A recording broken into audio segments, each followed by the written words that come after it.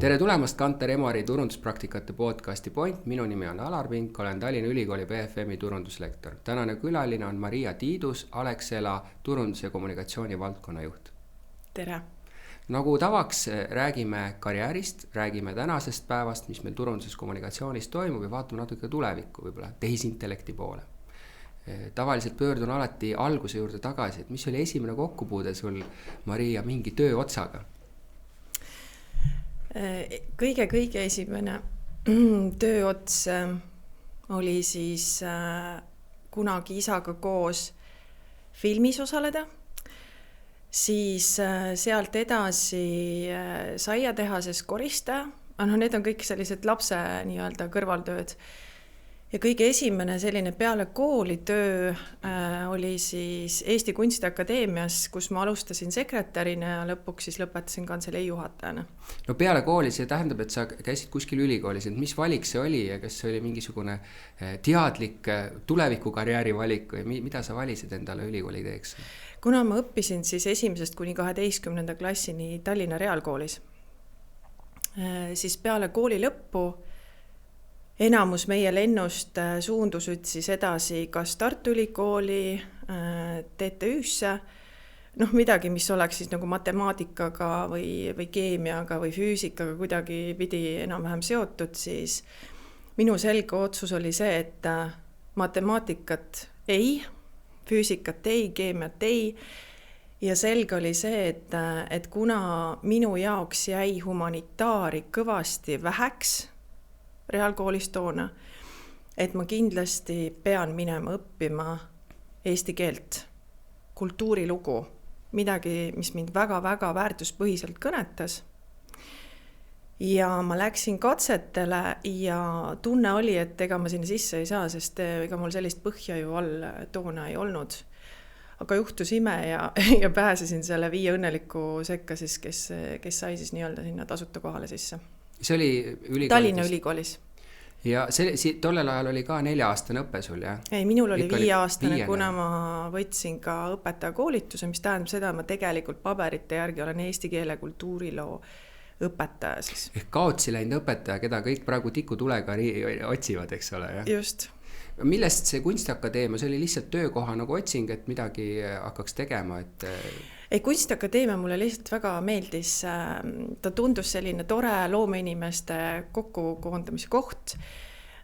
Lapsena, kuna minu isa ise oli ka väga siis tugev humanitaar ja meie kodus, kes väga palju selliseid inimesi, kes lugesid ja kes teadsid maailma asjadest nii mõndagi, kelle väga huvitavad dialoogid kodus alati käisid, siis ma tahtsin midagi sellist kogeda ka nii-öelda oma töö kohas. Ja Kunstiakadeemias professoreid ja mõttemaailmu ja erinevaid seisukohti on väga palju ja seal on ka erinevad egod ja erinevad sellised loomingulised vaatenurgad ja see kõik mind väga tõmbas ja ma läksingi sinna ja alustasingi täiesti tavalise sekretärina. No see periood sai läbi, siis sa sattusid tegelikult nagu loomingulisse maailma, Velvetisse, jah? Mis ka selle sama valdkonna peale või on mul õigesti, kui ma mäletan? Velvetis ma olen ka töötanud ja sinna ma läksingi siis ka nii-öelda siis büroojuhiks, et sarnane, et tulin siis kantselei juhataja kohalt EKAst, siis liikusin sinna nagu sisuliselt büroojuhi siis ametikohal. Kuidas sa kirjeldaks nende kahe keskkonna erisus selles mõttes, et täpselt samasugune loominguline seltskond, samasugused egod, samasugused nagu, võiks isegi öelda nagu intriigid võib-olla, jah? Aga samas Velvet oli ja on siiamaani hästi niisugune nagu, väga hea renomeega selles valdkonnas, et kas see valik oli lihtsalt, sa teadsid Velvetit või oli see suhteliselt suvaline otsus sinu? Mul ei ole elus ühtegi suvalist otsustanud selles mõttes, et kõik otsused tulevad tundetasandilt, et kui ma tunnen tõmmet, siis ma lähen, on ju. Tegelikult sinna EKA ja Velveti vahele mahub ka Kitman Tuulemaa, mis on siis mööblitootja, et ta toodab siis mööblit nii kaubanduspindadele kui ka siis ka kontorisse. Ja seal oli mul ka hästi tore tegelikult kokkupuude projektiga mööbli lennuväli, mis siis koondas kokku nii-öelda siis EKA-s või siis mujal nii-öelda neid tootedisainereid, kes siis lõpetasid tegelikult ülikooli ja pidid suunduma tööpõllule ja oskama siis nendele masinatele, mis siis näiteks tootmisettevõtetes on, nad ju ei tunne neid tegelikult. Pidid neile suutma siis disainida sellist mööblit, mida oleks ka mõistlik ja millel on ka mingisugune äriline siis väljund ka joonestada selliselt ja no ilmselgelt nad ei osanud seda, et seal tekkiski nii-öelda siis inseneride ja tootedisainerite vahel siuke väga huvitav lahkeli, et disainer tahtis teha on ju ägedaid asju ja insener ütles, et kuule, masinad ei tee selliseid asju ja see ei ole mõistlik. Ja siis, kuidas see toote nii-öelda siis areng selles väikses inkubaatoris toimis, et see oli ka väga äge, et pärast need nii-öelda disainerid, kes sealt välja läksid, need olid ka väga edukad. Kas seal võis juba öelda, et sa juba puutusid kokku turundusega ka, eks ole? No kindlasti, ma tegelikult puutusin kokku ka EKA-s turundusega. Et noh, turundus tegelikult oma olemusel tähendab seda, et milline see kommipaber siis välja näeb. Kes sa oled, kuidas sa oled, mida sa räägid, kellele sa räägid ja kas seal taga on ka mingisugune sinu sisu või väärtustunnetus on ju. Et see kõik kokku ongi selline pakend, aga see pakend peab väljendama sisu. Aga mida see Gitman sulle kõige rohkem andis seda, et kuidas neid niisuguseid mitmeid osapooli omavahel nagu kuidagi panna toimima?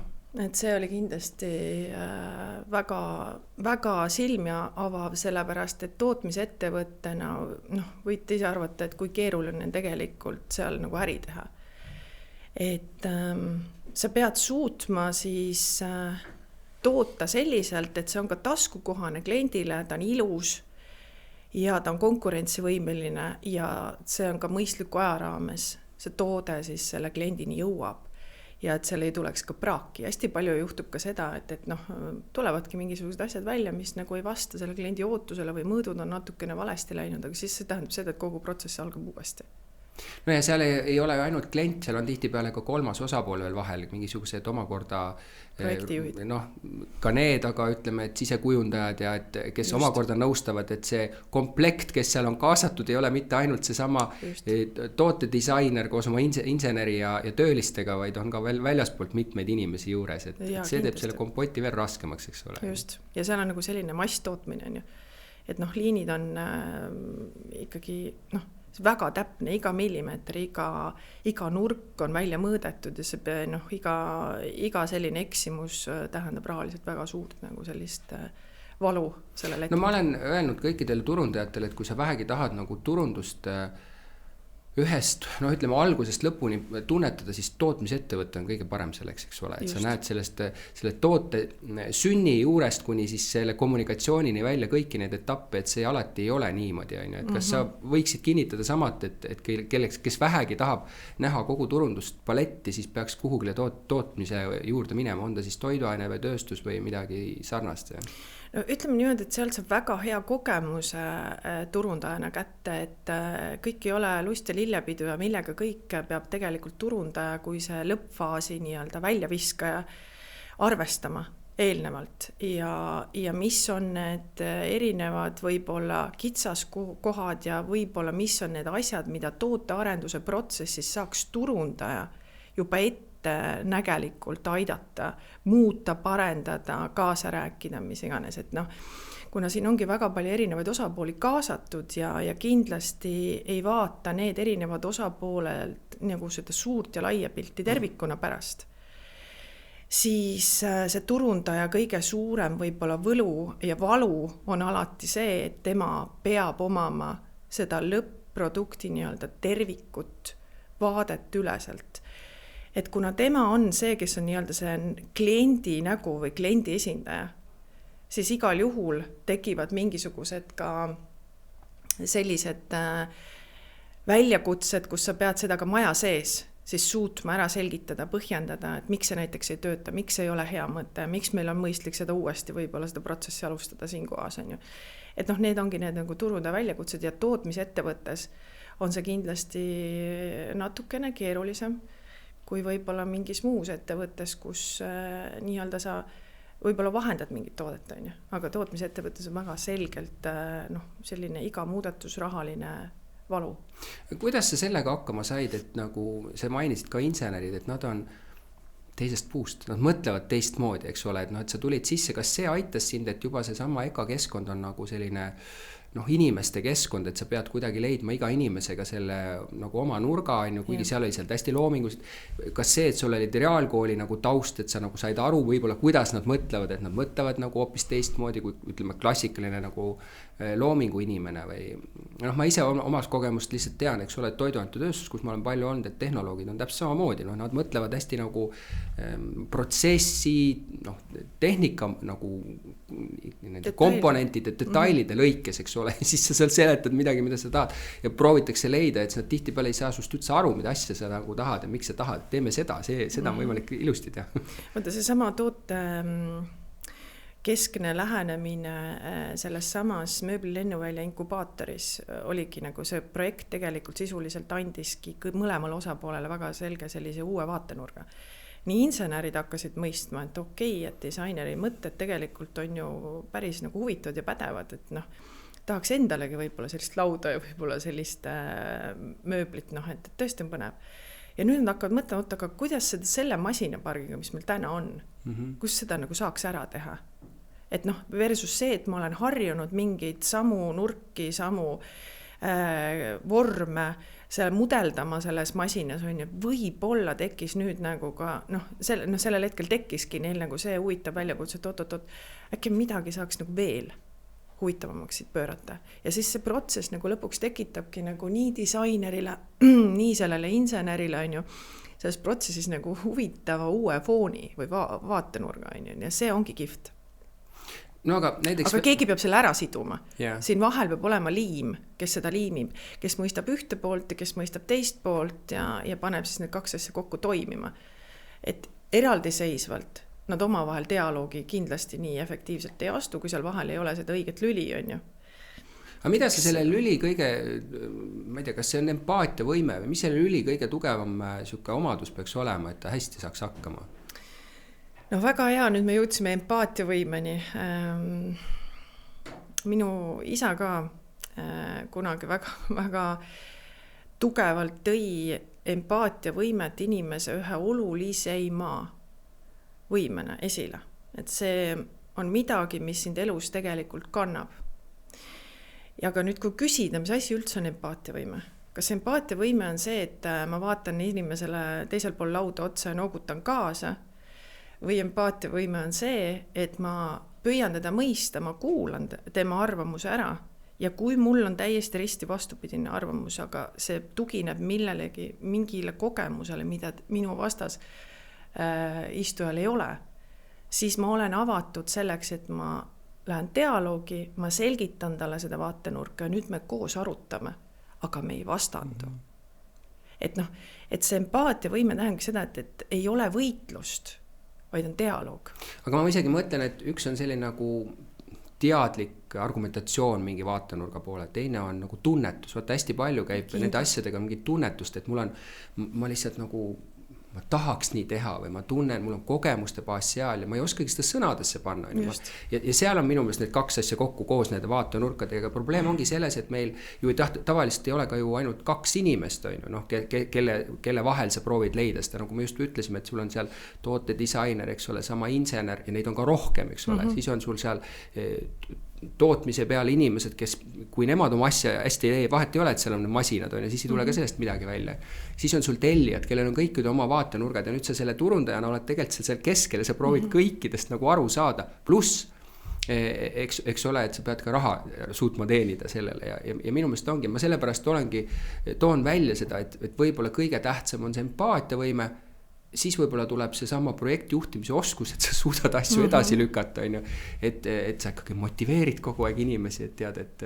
Ja siin on veel üks hästi oluline oskus on see, et kuidas sa ise oled, kuidas sa räägid teise osapoolega, et kas sa oled austavalt suhtud sellesse teisesse osapoolde ja nii edasi, et siin, kui me räägime nüüd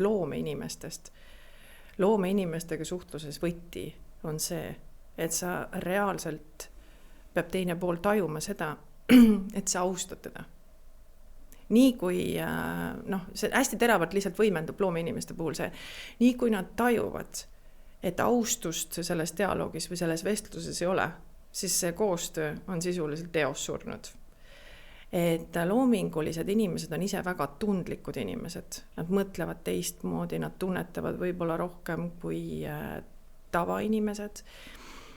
Ja seda peab nagu selgelt teadma, et nad vajavad natuke rohkem sellist tundlikku hoidmist ja arusaamist. Et see on nagu ema lastega, mingis mõttes on ju, et kuidas sa oma lastega suhtled, et mul on näiteks 4 last, et mul on iga lapsega erinev suhtlemine, et ma tajun ja tunnen seda, et igal ühel on neist mingisugune oma oluline ootus, et sa selle ootuse suudad siis oma suhtlusega täita, et mitte ei jookse sellest üle või ei ole kuidagi nagu, et ma seekord ei viitsi. Et see peab olema järjepidev, peab väga selgelt nagu selline austav. Sa mõtled seda, et nagu rollist tulenevalt pähe istumist ei tohi nagu juhtuda, eks ole, isegi vanemana mitte, eks ole. Ja see on juba ekstreem, jah, et see, kui sa hakkad pähe istuma kellelegi, see tähendab seda, et see näitab ka seda, et mitte ainult sa ei austa seda teist osapoolt, vaid sind ka sisuliselt ei huvita see, mida ta arvab, on ju. Et see nagu, No jah, aga ma olen kogenud elus ka päris palju, et ja just ka võib-olla nagu negatiivse poole pealt, et inimesed ongi läbi põrunud oma rollides, kuna nad tulevad sisse ja nad ütlevad, et aga mulle anti see roll, ma eeldan, et teised teevad ka siis oma rolli, eks ole. Jah, just. Ja siis sa lähed peale, ütled, et nüüd peab selleks ajaks tehtud olema ja see ei ole minu asi, kuidas sa teed, on ju. Ja tegelikult ikkagi see juhtimise komponent, kuigi tal ei pruugi olla nagu rollist tulenevalt hierarhilist juhtimise nagu mandaati, on ju. Ta ikkagi nagu peab suutma seda selliste pehmete väärtustega ära teha, on ju. Ja mõned ei viitsi seda teha või nad ei oska teha võib-olla. No võt, see ongi see teema, et tõenäoliselt ei osata teha, sest Eestis ei ole head väljendid selle, et juhtimisel on näiteks 2 olulist sammast, on ju. Üks on management ehk operatiivtasandi töö nii-öelda hoidmine igapäevaselt rütmis ja teine on leadership.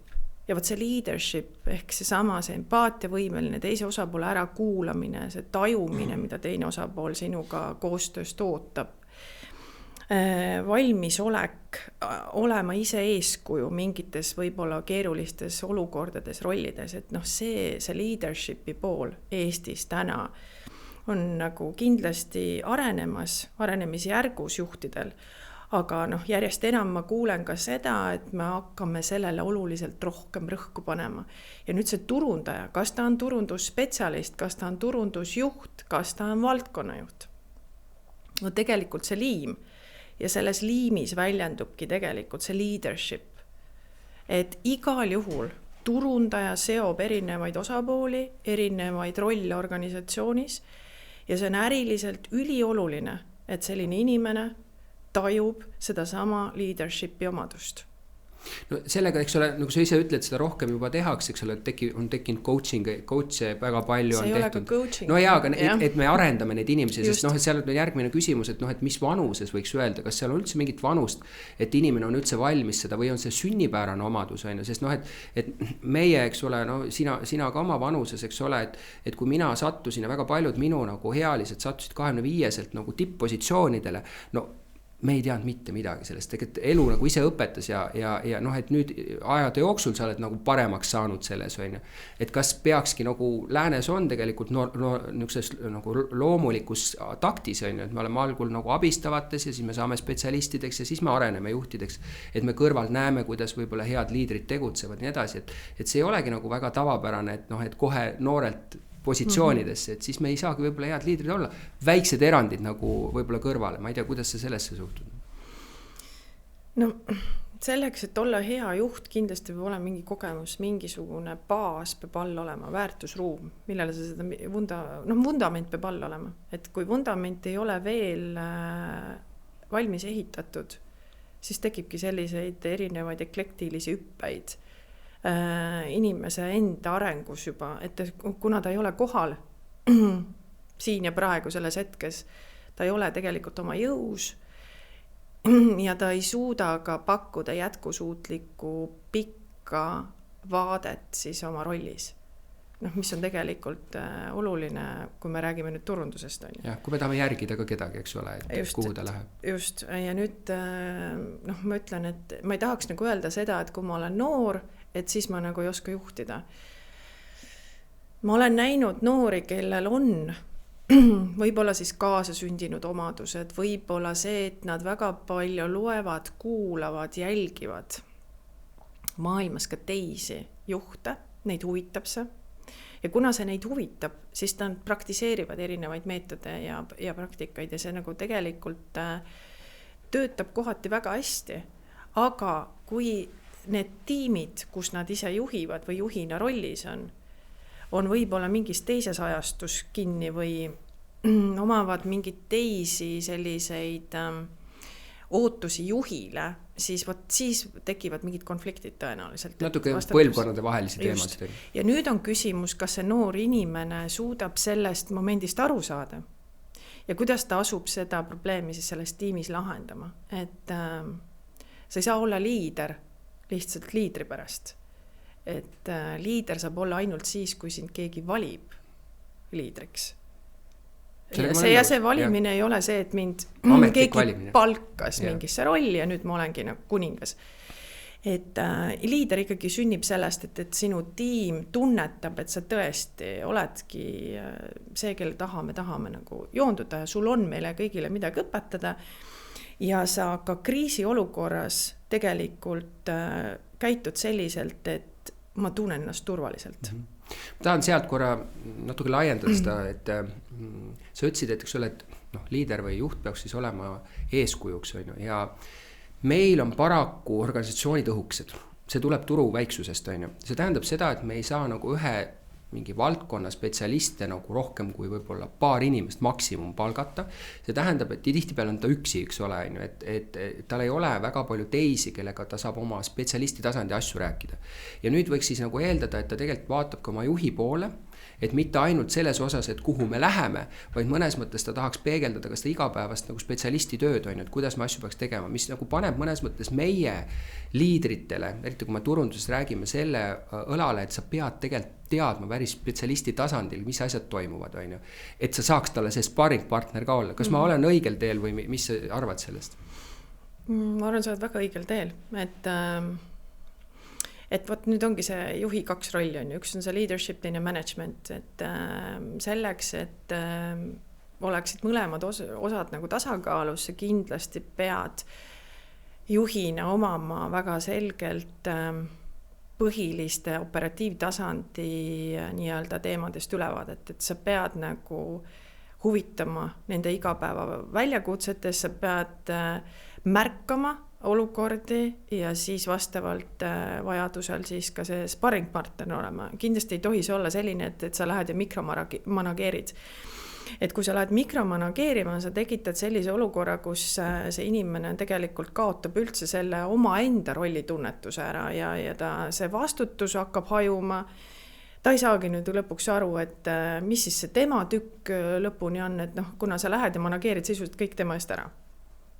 Kindlasti peab olema eksimisruumi. Et ilma eksimata ei toimu ka arengut.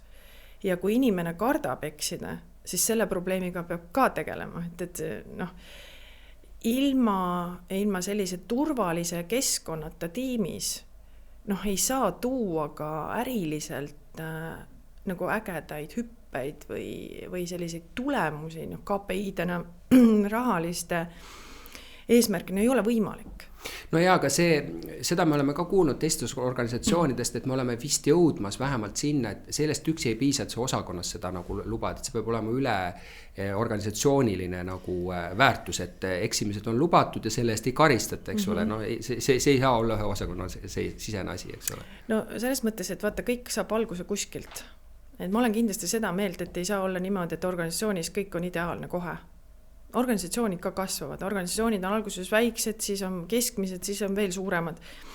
Ja selle arengu sees kindlasti on mingisugused tükid, siis, mis teevad mingeid samme kiiremini ja mingeid samme aeglasemini. See on jumala okei organisatsiooni käitumuslik selline areng.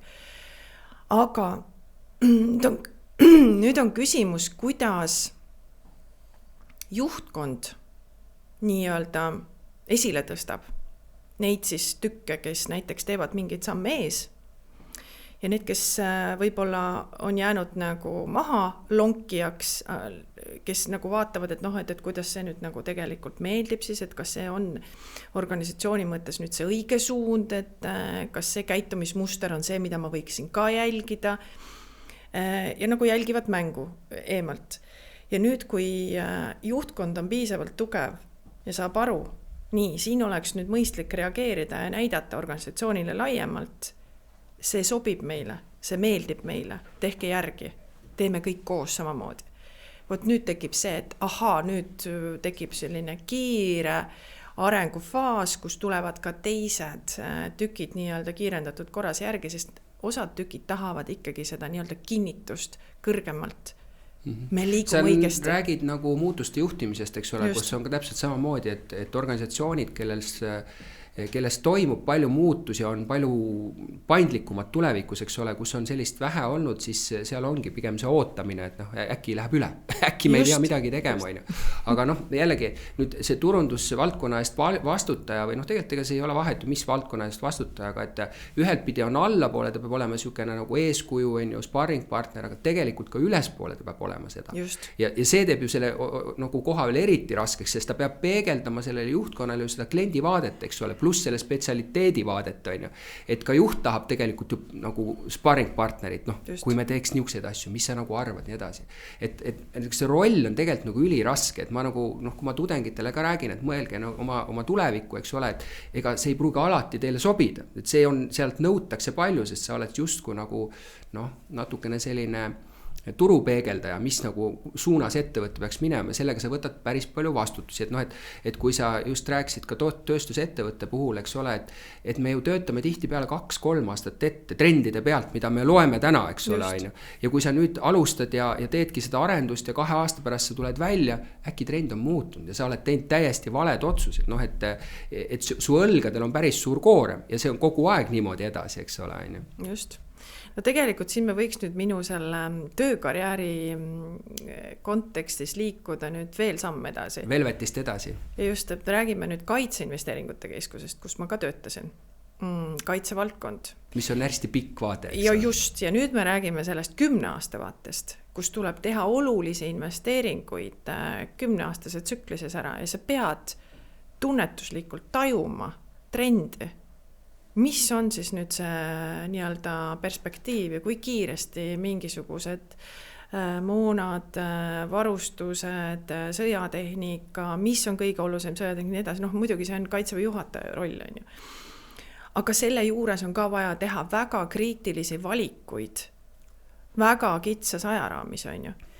Ja nüüd, kui me räägime turundamisest ja sellest ja võib-olla ma nüüd tooksin ka kommunikatsiooni osa sisse, on ju, et turundus ja kommunikatsioon on 2 asja, mis tegelikult sisuliselt käivad ühte jalga. Yeah. Ja miks ma seda ütlen, on sellepärast, et kui me räägime pakendist, siis see pakend tegelikult tähendab seda, et milline ma olen, kuidas ma olen ja mida ma räägin.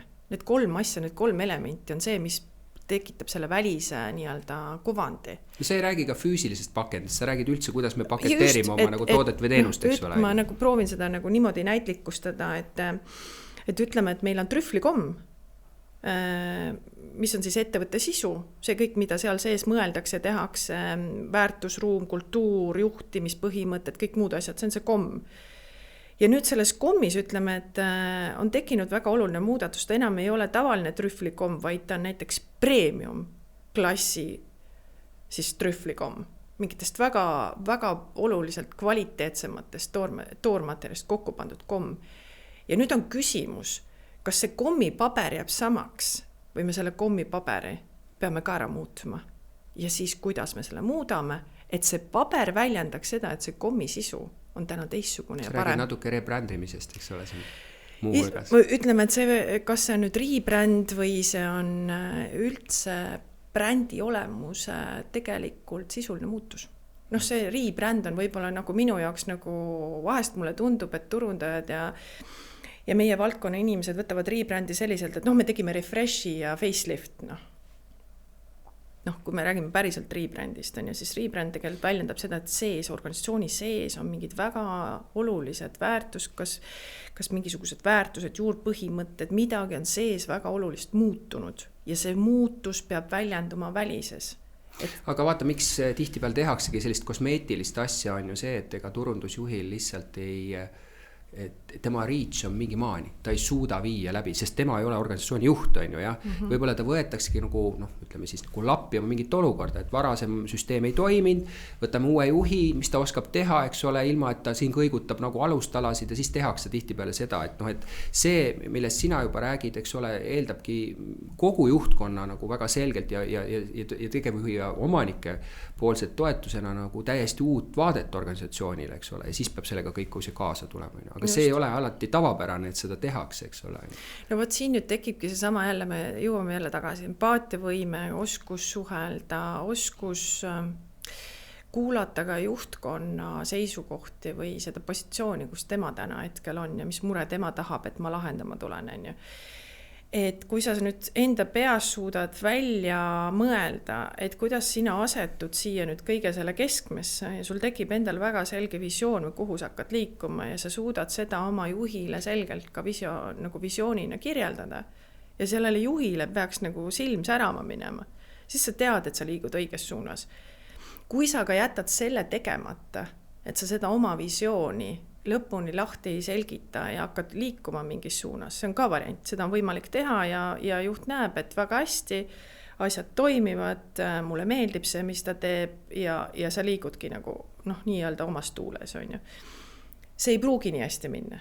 See võib juhtuda ka nii, et selle juhtkonnale näiteks ei sobi selline need tulemused, need riskid, mida sa võtad, ilmselgelt turunduse kommunikatsiooniga käivad kaasas riskid, katsetamised, mingid asjad ei toimi, aga sa pead nagu suutma seda nagu väga selgelt nagu väljendada ja põhjendada, miks sa neid riske võtad ja mida sa nagu sellega siis tahad saavutada nagu lõpuks või pärast.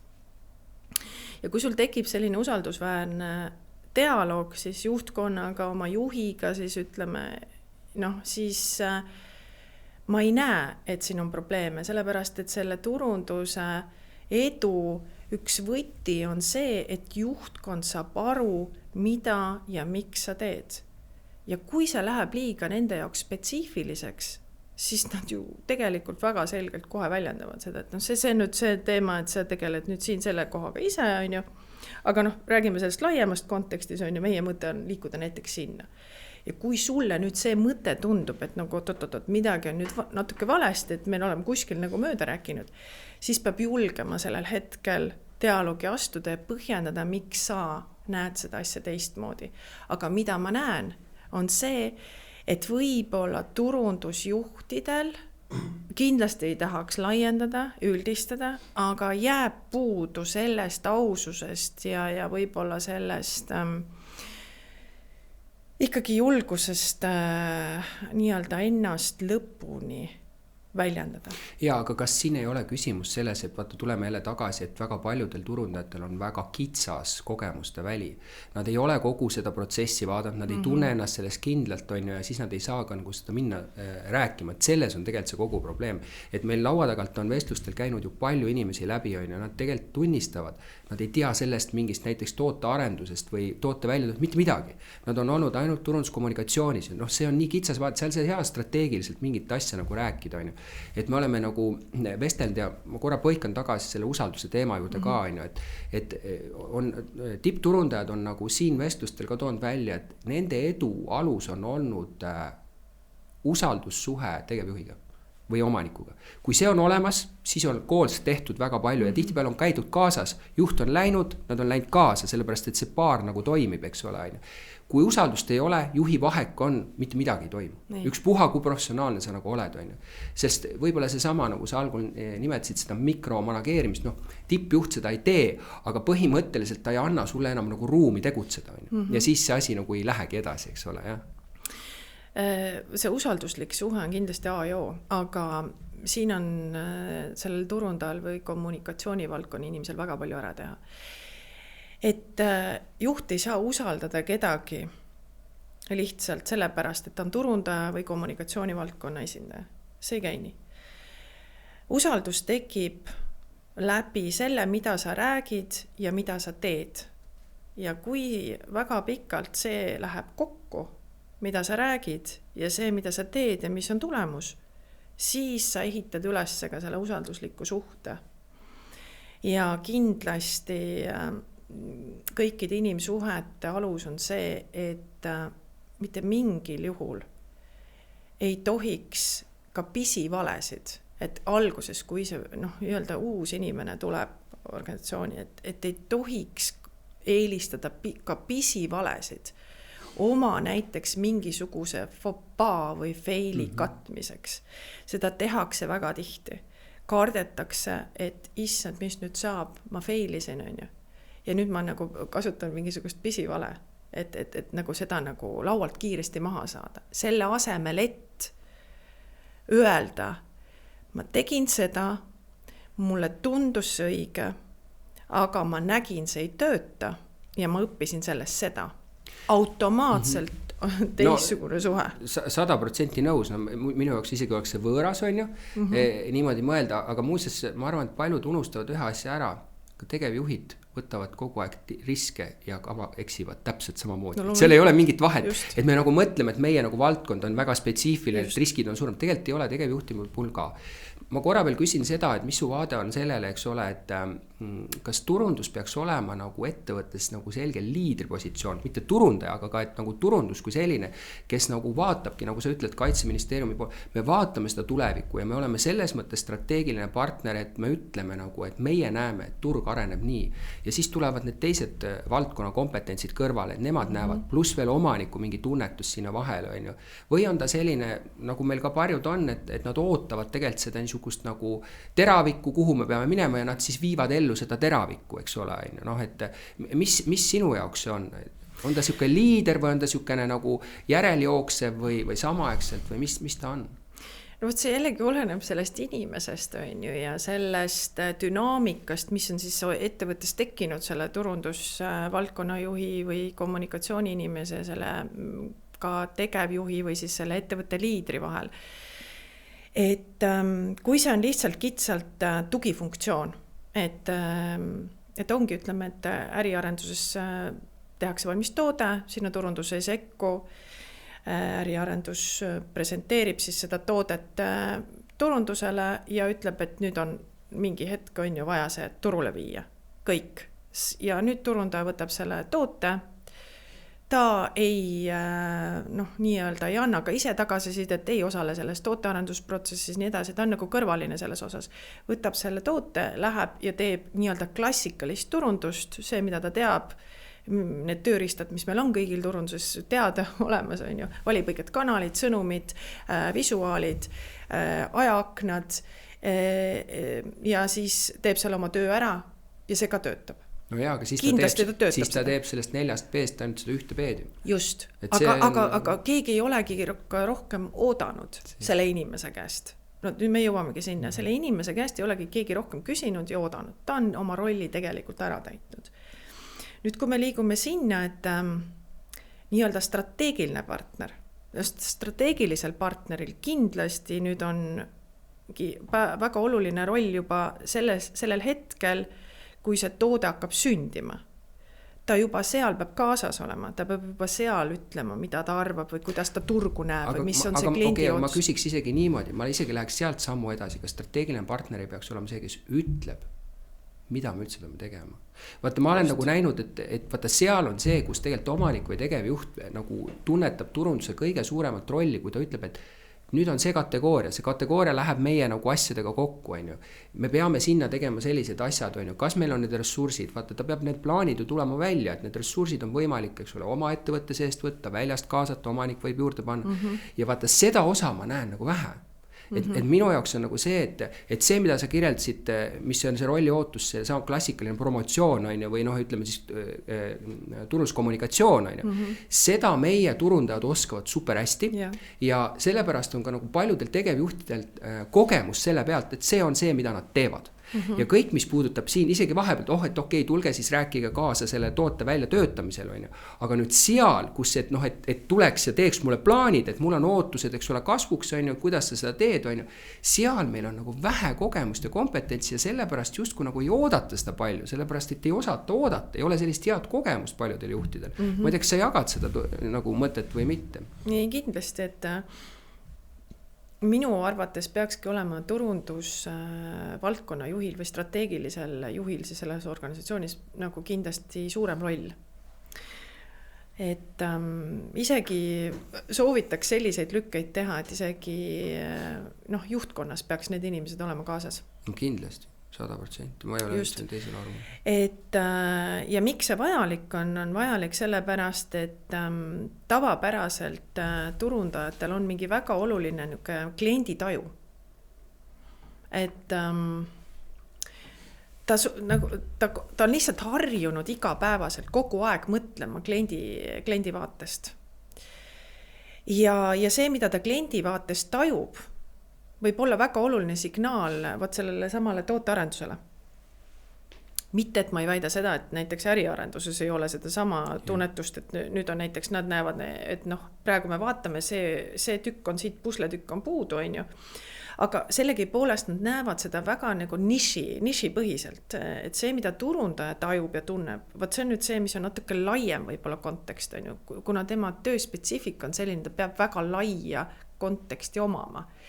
Ja tavapäraselt, kui me räägime juba headest nii-öelda kompetentsiga turundajatest, see ei ole üldse riigipõhine enam. Me räägime siin juba maailma mastaabis, et ta jälgib tegelikult maailmas trende, ta saab juba aru, et kus mida mingil hetkel liikuma hakkab, et kuidas see kliendi nii-öelda ootus muutub ajas ja kuidas tegelikult oleks mõistlik mingeid samme riskina või nagu katsetustena juba lauale võtta, kuigi see ei tundu üldse loogiline teha. Sest kõik muud nagu trendid, riigisisesed trendid, et see ei tööta, miks sa tahad seda nagu praegu muuta.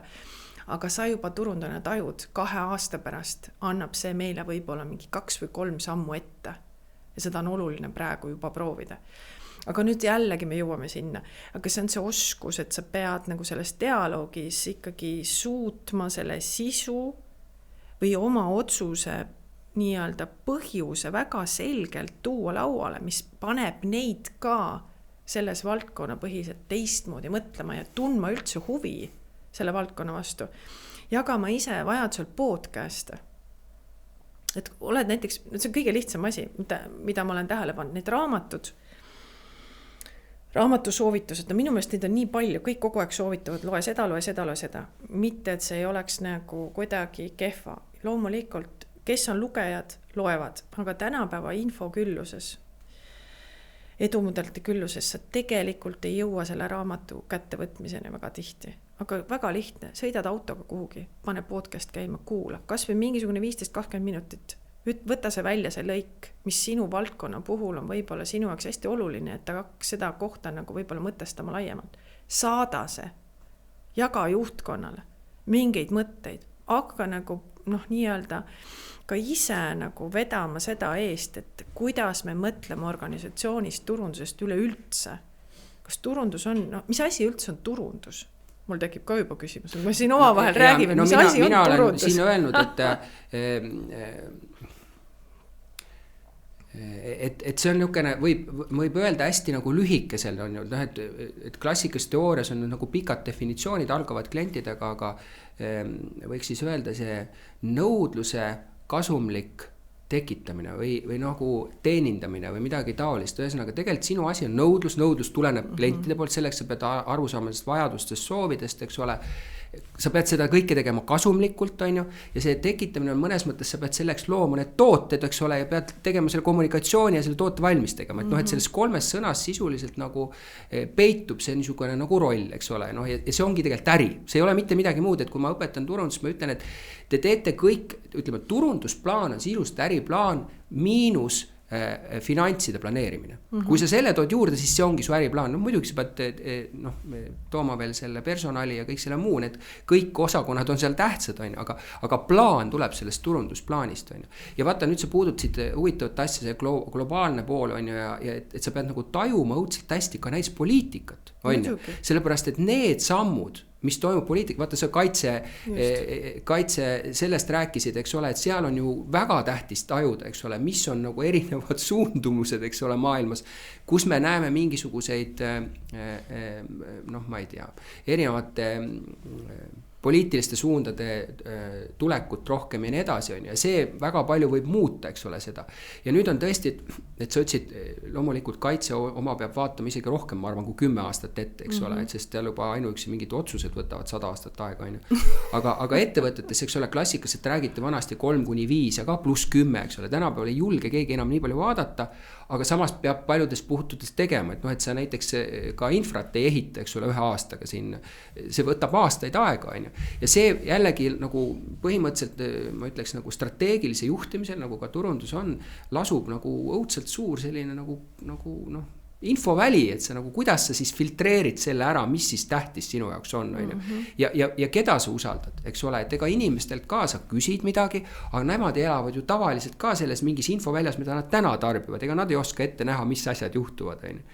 Ja siis sa peaks kuskile nagu laiemalt vaatama, et see paneb nagu, ma ei tea, suuri selliseid koormaid või meil oli siin selle Vance'i esindaja, eks ole, kes ütles, et ma küsisin, et ta Šveitsis, eks ole, töötab, et olin Californias töötanud, et kas me vaatame USA-st trende või? Ta ütleb, ei vaata, Aasiast vaatab, USA trende, kes, et see maailm on hoopis nagu suurem meie jaoks, on ju.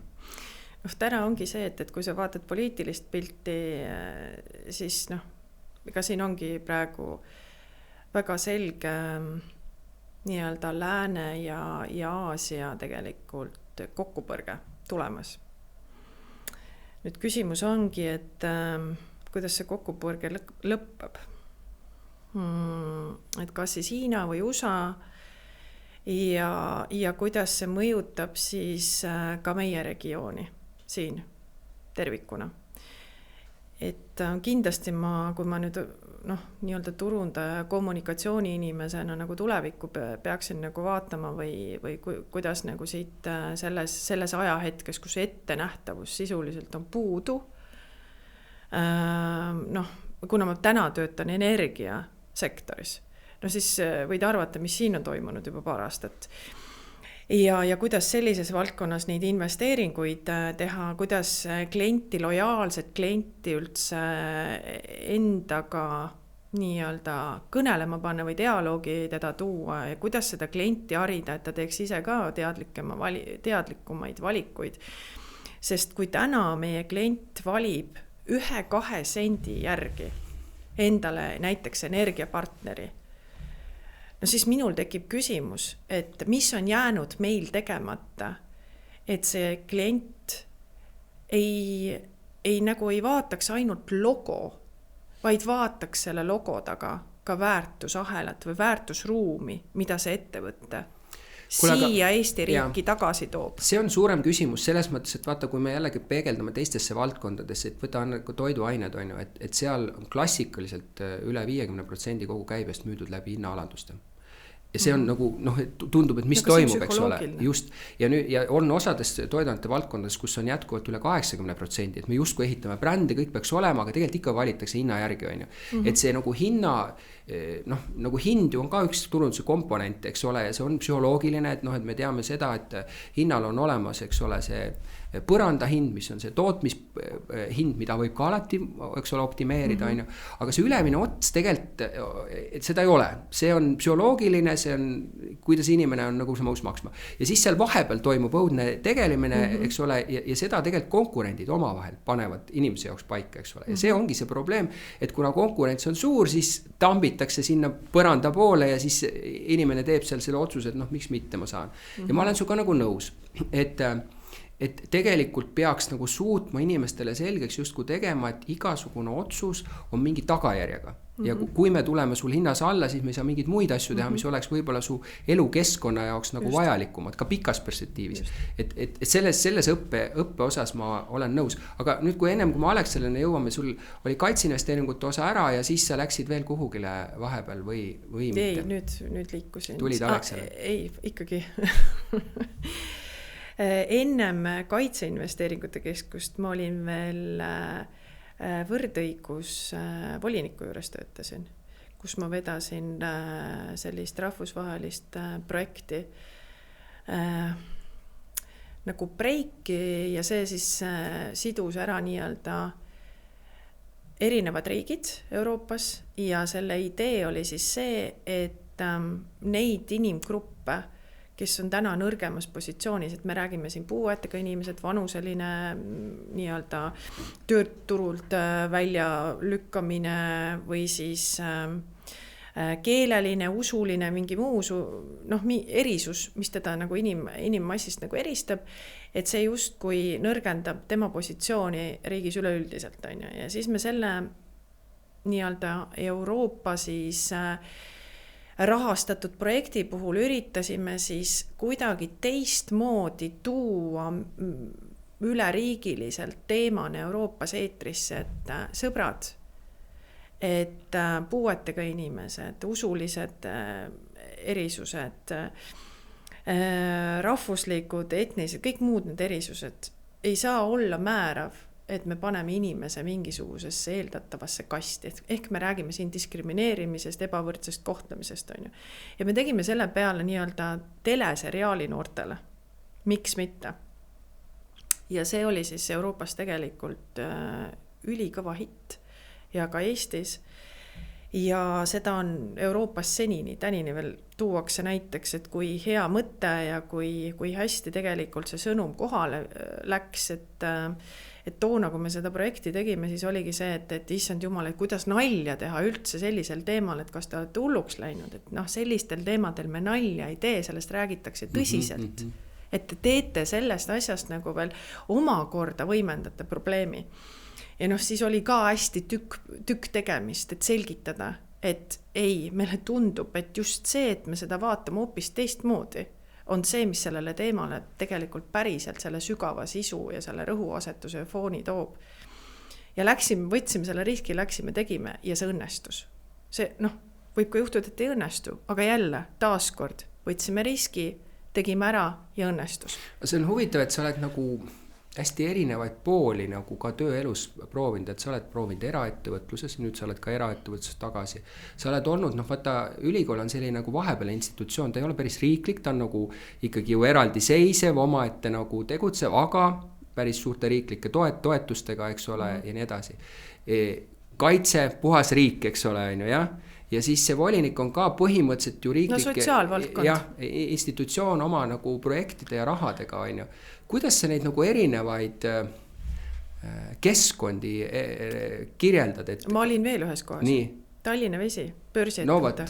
Ja ütleme siis nagu suur infraettevõte, millest sõltuvad kõik, just, millest sõltuvad ju kõik, eks ole, igapäevaselt. Kuidas need keskkonnad erinevad su jaoks nagu töökeskkond? Kõik hakkab kindlasti juhtidest ja nii edasi. Täiesti erinev, kõik ongi olnud erinev. Ja ma olen kõikidesse töökeskkondades kuidagi väga huvitaval kombel sattunud, et need viimased töökohad ongi olnud see, et LinkedInist on nii-öelda headhunditud mind, et mingite märksõnade abil ma kuidagi siis joonistun välja. Ju mul on, et neid märksõnu siis nii palju vaata, et kuidagi, kuna mul on kogemus tõesti väga erinevat, et siis ma kuidagi jään silma.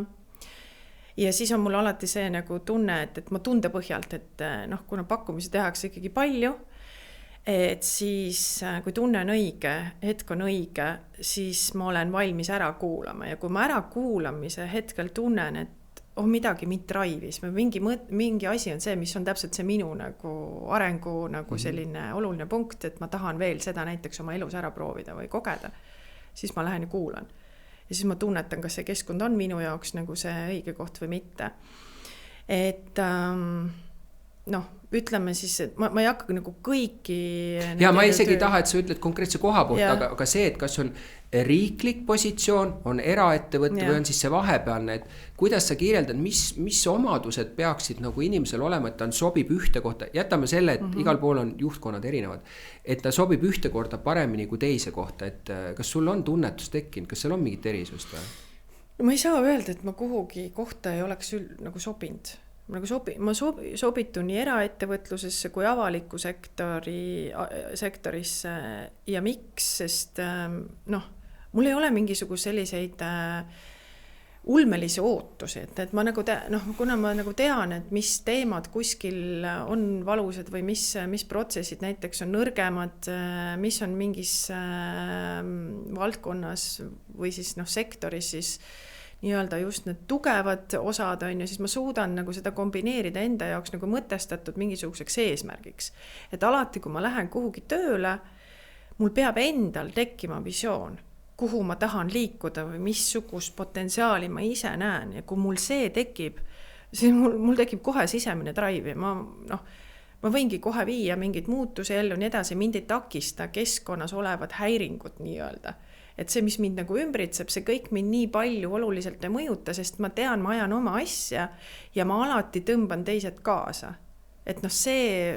Aga mõnikord on ju see, et sinust ei olene, just näiteks ka eelarvelised vahendid ja kuidas nagu juhitakse, et see on huvitav. No võt, see on küsimus, jõuamegi väga õigesse kohta, et sinust ei olene. No kes ütleb, et ei olene? No, kui sa nii suhestud, et sinust ei olene, siis ma ei soovita üldse tegelikult alustada. Ma mitte üheski rollis ei ole oma elus olnud niimoodi, et ma mõtlen, et minust ei olene midagi. Ma olen alati enda peas nagu väga selgelt selle välja mõelnud. Minust oleneb kõik. Et see, kuidas mina seda rolli täitma asun, muudab siin, et minu peas on see, kuhu ma tahan on jõuda. Ja kui mul on eelarvet vähe, siis ma olengi endale võtnud selle eesmärgiks. Ma lähen ja ütlen, et mul on vähe ja mul jäävad need asjad tegemata ja sellel võib olla selline mõju. Kas me oleme ühel nõul, et see mõju teie hinnangul peakski ära jääma? Ma proovin ennast väljendada paremini. Ei, ma olen sellega nõus. Mina olen olnud samamoodi linnas, see on riiklik süsteem selles mõttes. Ma olen olnud ülikoolis, praegu olen, eks ole, ka eraettevõtluses. 100% võin väita, et mulle ei sobi riiklik süsteem, mulle ei sobi tegelikult ülikooli süsteem, mulle sobib väga hästi eraettevõtlus. Miks? Sest eraettevõtlusel ei ole piire. Riiklikul süsteemil on hästi palju poliitikat, hästi palju poliitilised positsioonid otsustavad, mis on ja mis ei ole. Sa võid ise tahta drive'ida, sa mingid asjad sa tahad teha, on poliitilised kokkulepped teised, ei saa teha, eks ole. Ülikoolis on see sama asi, et endal on nagu hea näide, et ma nagu tahaks rohkem võtta üliõpilase vastu. Erialat õppima. Mina olen seda poolt, et inimesed tuleb olema võimalus, kui neil on raha, tuleb anda võimalus õppida. Et sealt võib tulla väga huvitavaid karjääre inimestele. Me ülikoolides piirame kohti, sellepärast, et ei ole infrastruktuuri selle õpetamiseks. Mingi täitsa nagu ja sa võid võidel selle vastu, otsus on selline. Minu jaoks ei ole nagu okei, sellepärast ma näen võimalusi. Eraettevõtluses ei ole ma kunagi puutunud kokku piirangutega. Kui sul on head ideed, sa suudad selle ära selgitada, näidata projektsioonid, eks ole, mis on, sa saad teha. Sa pead ikka võitlema, loomulikult finantside, on ju kõikide sellega, aga ma näen rohkem. Ja võib-olla, sa ütled õigesti, võib-olla on see, et minu ambitsioonid on alati liiga suured olnud, et ma ei leia seda nagu, et ma olen nõus selle, isegi kui ma leian, et see asi tuleks ära teha, see on liiga väike minu jaoks, ma tahaks nagu alati suuremat asja teha, ja sellepärast mina võin väita, ja sellepärast on huvitav, et kui sa oled ka kõik need asjad, et sina leiad, et sa nagu leiad kõikides nendes nagu võimaluse töötada, ja mina oskan täna öelda, et mina ei leia. Jaa, aga ma toongi sulle hea näite. Et see jällegi oleneb, kellel mis kogemus on olnud, et avalikus sektoris kaitseinvesteeringute keskuses Kusti Salmi all töötades. Kusti Salm oli kõike muud kui see, mis oli ette antud ja ette kirjutatud. Ta muutis reaalselt mustrit. Aga ta muutis mustrit just see tõttu, et tal oli ka endal selge visioon. Ja nüüd et minule see väga meeldis, mulle see visioon täpselt nagu sarnaselt nagu sobis.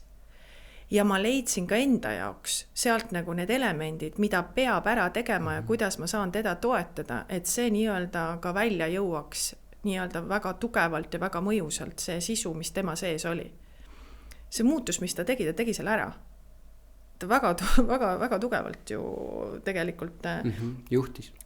Lõppus sellega, et mindigi lahku, eks ole. Aga see, mis ta ju tegi väga olulise muudatuse ära, sest tänases kontekstis toona me seda tulevikku selliselt ei näinud. Tänases kontekstis me saame kõik aru, et see, mis ta tegi, nägi tema ette 3 sammu toona. Korra, vaata, sa ütlesid ühte olulist asja, ma kogu aeg mõtlen, et miks me ei näe asju ette piisavalt. Üks inimene ei näe, eks ole, aga mitte ainult konkreetselt sellega, et me ei näinud ette, et maailmakord niimoodi hakkab muutuma, me ei näinud ette mingid COVID-i ega muid ja ma olen kogu aeg nagu mõelnud, et kuidas meil on nii palju inimesi igal pool maailmas, igal pool teadusasutustes ja nii edasi ja me ei suuda tegelikult asju ette näha. Ja nüüd, kui me jõuame tagasi turundajani juurde, kelle toodatakse tegelikult asjade ette nägemist ja siis justkui nagu öeldakse, et kuidas sa ei näinud õigesti asja ette. No kuule, come on. Kui me ei suuda nagu maailmas näha asju ette, kuidas asjad toimuvad, kuigi võib-olla nagu suured asjad toimuvad, eks ole, siis kas ei ole jälle liiga palju küsida ka turundusjuhilt, et sa alati nagu lähed õigesti. Ei ole ju, no. See ei ole loogiline. No ma arvan, et see võib-olla ongi see, et keegi tegelikult ei küsi ja tõsiselt võetavalt ei eelda seda, et sa kõik ette näed. Küll aga mida võib-olla tahetakse, on see taju, mis on sellel turu peal. Et mis trendi sa täna tajud? Et kui me praegu hakkame ka näiteks rääkima, et mis trendi me tajume siin regioonis täna, kuhu me liigume, mis tulevikus saama hakkab, et kõik need energia hinna nii-öelda kõikumised, tuleviku väljavaated, see, mis energia miks Eestis üldse lähiaastatel siis sünnib, see kõik on täna veel mitte selge. Aga täna tuleb teha investeeringuid ja need investeeringud on mitmesaja miljoni eurosed investeeringud. Nüüd ongi küsimus, aga kes siis seda kõhutunde järgi siis neid otsuseid tegema peaks? Et jälle on see, et keegi võtab selle vastutuse ja läheb selle kõhutunde pealt seda fooni looma. Ja need, kes nii-öelda need julged on, rääksime Salmist, nüüd jõuame ka Alexelani, täpselt samamoodi. Ta teeb mingeid samme ette, tal ei ole antud tegelikult mingisugust garantiid, et see siin sellel ajahetkel või tuleviku hetkel üldse äriliselt mingisugune mõistlik otsus oli. Aga ta läheb, teeb, sest ta teab, et kui tema ei tee, siis ei tee praegu üldse keegi ja me jääme hiljaks. Ja nüüd, kui ta selle ära teeb, suudab piisavalt põhjendada seda, mis ta teeb, miks ta teeb, kuidas see kasulik on sellele samale tarbijale tulevikus. Siin tuleb juba see turunduskommunikatsioon, need inimesed, kes selles organisatsioonis töötavad nii edasi, tulevad ka teised järgi. Vot nüüd see ongi see nagu väga huvitav koht, et kuidas nüüd turundaja siia konteksti üldse sobitub, et siin ees on nüüd see, et on ettevõtte juhid, juhtkond ja nüüd erinevad valdkonnajuhid ja siin sees üks osa ka turundus on ju. Ka kommunikatsioon, ma tahan alati seda rõhutada, et ka kommunikatsioon on ju, peab siin sees olema.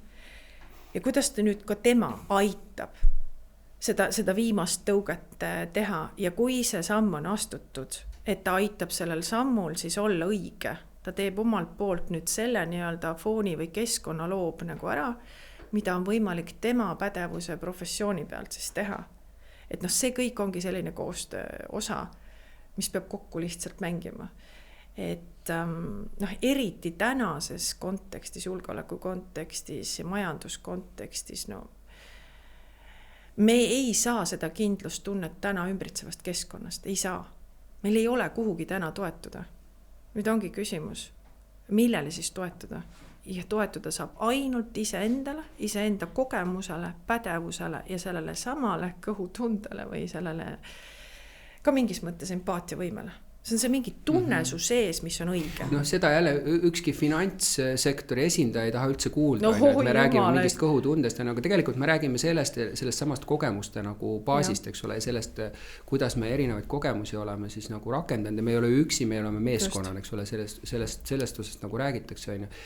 Vaata, sa oled praegu nagu huvitavas valdkonnas, et sa oled valdkonnas, mille suhtes on palju viha. Ma ei räägi Alexela, aga energeetika valdkonnas on ju. Et ja see väljendub, eks ole, just nendes kasvavates hindades, eks ole, et inimene nagu näeb, et ma pean andma kuhugile, kus ma kogu aeg olen ka kuidagi hakkama saanud järjest suuremaid summasid, on ju. Ja ta kuidagi, noh, see, et seal on poliitilised otsused taga ja julgeoleku ja kõik see on ju, seda tegelikult inimesed väga ei huvita, sa proovid nagu selgitada seda küll, eks ole, on ju, aga tekkinud nagu valdkonnale ja siis ma nagu kogu aeg mõtlen, et päris raske on tegelikult valdkonnas, mis ei ole üldse sinu süül sattunud sinna olukorda, eks ole, koos oma ettevõttega, kus foon on nagu halb, tekitada sellist nagu oma agendat, eks ole, tuleviku suhtes, ja tuleviku suhteks mitte ainult see, et iga hinna eest me saaks selle hinna alla, eks ole, on ju, vaid me saaks nii, et sellel oleks nagu keskkonna mõistes ka jätkusuutlikkust, on ju, noh, see sama põlevkivi teema, eks ole, ja muidugi see ei ole ainukene nagu lahendus, sest see kallis seda teha, on ju, lisaks keskkonnale. Et ma mõtlen, mida sa ka puudutasid, siuke žongleerimine, on ju, et noh, et hakkaks mõtlema, on ju, et mis meie järgmised sammud on, et läheme rohelisema, ja mitte ainult rohepesu peale, läheme rohelisema energiana, aga seal on ka see kallidus, kas sa oled valmis maksma, on ju, sa oled juba nagu sult palju võetakse ja nii edasi, et kuidas sa sellega nagu hakkama saanud oma peas, et on nagu foon, mida sina tekitanud ei ole su ettevõtte tekitanud, eks ole, on tekitanud kogu maailm oma olemuselt, eks ole, koos meie riigi nagu juhtimisega. Ja nüüd sa pead seal sees kuidagi sellist nagu noh, siukest head tulevikku ehitama, eks ole, ja kliendi suhet nagu arendama. Ma ütlen seda, et ma kindlasti ei pea head tulevikku ehitama, aga mida võiks ehitada, on see, et meil on lahendus. Täna on hetkel see probleem, et me ei näe, mis siis on see võluvits, mis ära lahendab kõik need probleemid. Et ei näe seda täna siis poliitikud tervikuna, on ju, hästi palju vastandumist toimub ka poliitilistes tagatubades, ka väljas on ju, me näeme seda, et kuidas poliitikud mõtlevad, kes mõtleb tuumajaam, kes mõtleb, et põlevkivi, kes mõtleb meretuul ja kes ütleb, et äkki peaks nagu vaatama kogu seda asja tervikuna, et me ei saaks nagu erinevaid tükke välja võtta ja siis et ühed lähevad ja ütlevad väga hea mõte ja teised lähevad ja ütlevad, see on täielik jama. Niimoodi me võiksime iga siis nii-öelda erineva energiakandja ju koheselt, kas siis maha tulistada eos juba selle mõtte või siis tõsta pedestaalile ja siis tekib küsimus, miks see pedestaalil on ja miks see ei ole. Et küsimus ongi sellest, et kes on täna avalikus ruumis need inimesed, kes võiksid selgitada natukene sisulisemalt seda, et mis kohas me täna hetkel oleme, miks me siin oleme ja milline võiks olla siis lahendus sellele tarbijale. Sa räägid eestkõnelejatest, eks ole? Nagu just, aga see eestkõnelemine lõpuks, miks ma seda räägin, ongi see, et meil on täna nagu on eksperdid on sellised, et ekspert võib olla ka see inimene, kes tegelikult valdkonnas sisuliselt ei oma pädevust. Aga ta on arvamusliider. Ta on sellepärast arvamusliider, et ta ütleb midagi välja. Vaata, seal on see küsimus, jälle sa oled töötanud ülikoolis ka, on ju. Miks teadlased tihti peale ei ole head kommunikaatorid? Alati see nii ei ole, aga tihti peale ei ole, sest nad teavad liiga palju asju, mis sõltuvad oma vahel. Ehk nad ei saa öelda definitely, et see asi on nii, eks ole. Ja siis nad annavad selliseid nagu ümargusemaid vastuseid, ajakirjandusele see ei meeldi, neil meeldivad seisukohad, mis on selged. Ja siis tulevad keegi, kes on piiratumad või on väga selge oma agendaga, ütlevad, asjad on nii, on ju. Ja nemad saavadki arvamusliid, sest nende juurde pöördutakse tagasi, nad alati ütlevad väga selgelt. See ongi ju tegelikult see, mille pärast me oleme siukses olukorras, on ju. No jah, me oleme ka sellepärast selles olukorras, et me ei oska kuulata õigel hetkel õigeid inimesi, me ei oska kaasata õigel hetkel õigeid inimesi ja me ei oska seda eksperdi arvamust teistest eristada.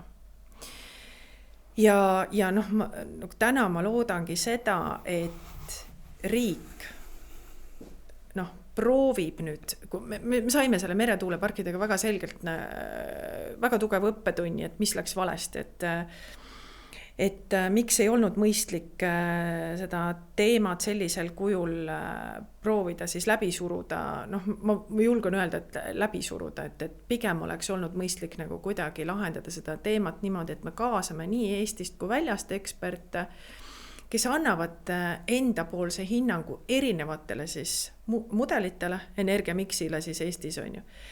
Ja proovivad selle tulemusena siis ka öelda, et mis see lõpptarbijale see mõju või hind siis lõpuks kujuneb, mis ajahetkel need investeeringud, mis järjekorras Eestis siis tulema peavad ja millised on need Eesti ettevõtted täna, kes on valmis neid investeeringuid tegema. Et minu meelest on nagu see koht ka nagu läinud meil avalikus arvamusruumis või selles meedias nagu nii segamini, et me tulistame maha investoreid, keda meil Eestis niigi on vähe. Meil on tegelikult ju täna teada, et need investeeringud energia siin sektoris on ülikriitilised, üliolulised. Ja see, et meil üldse investorid täna Eestis selles kontekstis, selles olukorras, mis meil täna on üldse olemas, selle eest peaks nagu minu meelest väga tänulik olema. Meil on inimesed, kes siia raha panevad alla, võtavad kogu vastutuse protsessi ja veavad lõpuni ära. Ja meil on tegelikult iga selle energiakandja jaoks ju olemas ettevõtted Eestis teada, kes võiksid siis neid investeeringuid Eestis ära tuua. Aga meie dialoog keskendub hoopiski sellele, et huvitav, et miks see otsus sündis just selliselt ja et kui palju siis nüüd tarbija selle eest endale nagu nii-öelda kehvem otsuse sai. Aga kui me oleksime seda lahendanud selliselt, et meil oleks eksperdid laua taga olnud, kes oleks öelnud, et see mudel, need versioonid, need stsenaariumid 3 tükki on näiteks sellised. Meile tundub kõige efektiivsem variant on see, me vaataks seda probleemi teistmoodi ja me läheksime kohe kaasa. No aga vaata, mõtleks seda, ma õpetan ju propagandat ka, et õpeta mulle ka siis. Et paraku on propagandas see, et öeldakse, et seal võib olla 10–30% ainult faktilist ja ülejäänud on tegelikult emotsionaalne, eks ole. Ja põhimõtteliselt, kui sa võtad niipidi, eks ole, et riik on kõige suurem ettevõte. Peaminister on kõige suurem ettevõtte juht, tema alluvad oleme me kõik, kaasa arvatud ettevõtted. Ja et seda juhtida, sa pead paraku saama selle siis ütleme heakskiidu nendelt kõikidelt, kes seal siis on, eks ole. Ja neid juhitaksegi, et need hääled on ju need, mis meil siis hoiavad seal, on ju. Ja probleem ongi seal selles, et kui nad nagu tunnetavad, eks ole, et see emotsionaalne pinnas ei ole seal, on ju, et nad tulevikus selle hääle saavad, on ju, siis neid ei huvita tegelikult see faktipõhisus üldse, on ju. Nad pigem lähevad selle peale, mis emotsionaalselt, eks ole, räägib rohkem, on ju. Nii et mõnes mõttes ma olen nõus selle arvamusliidrite nagu toomisega, et rohkem, kes räägivad, aga ka nende, nad tihtipeale räägivad liiga keeruliselt, on ju, et et sa tõid küll välja, et inimesi huvitab, mis asi, kui palju mulle täna maksab, eks ole, elekter, palju mulle tulevikus maksab elekter, soovitavalt vähem, on ju.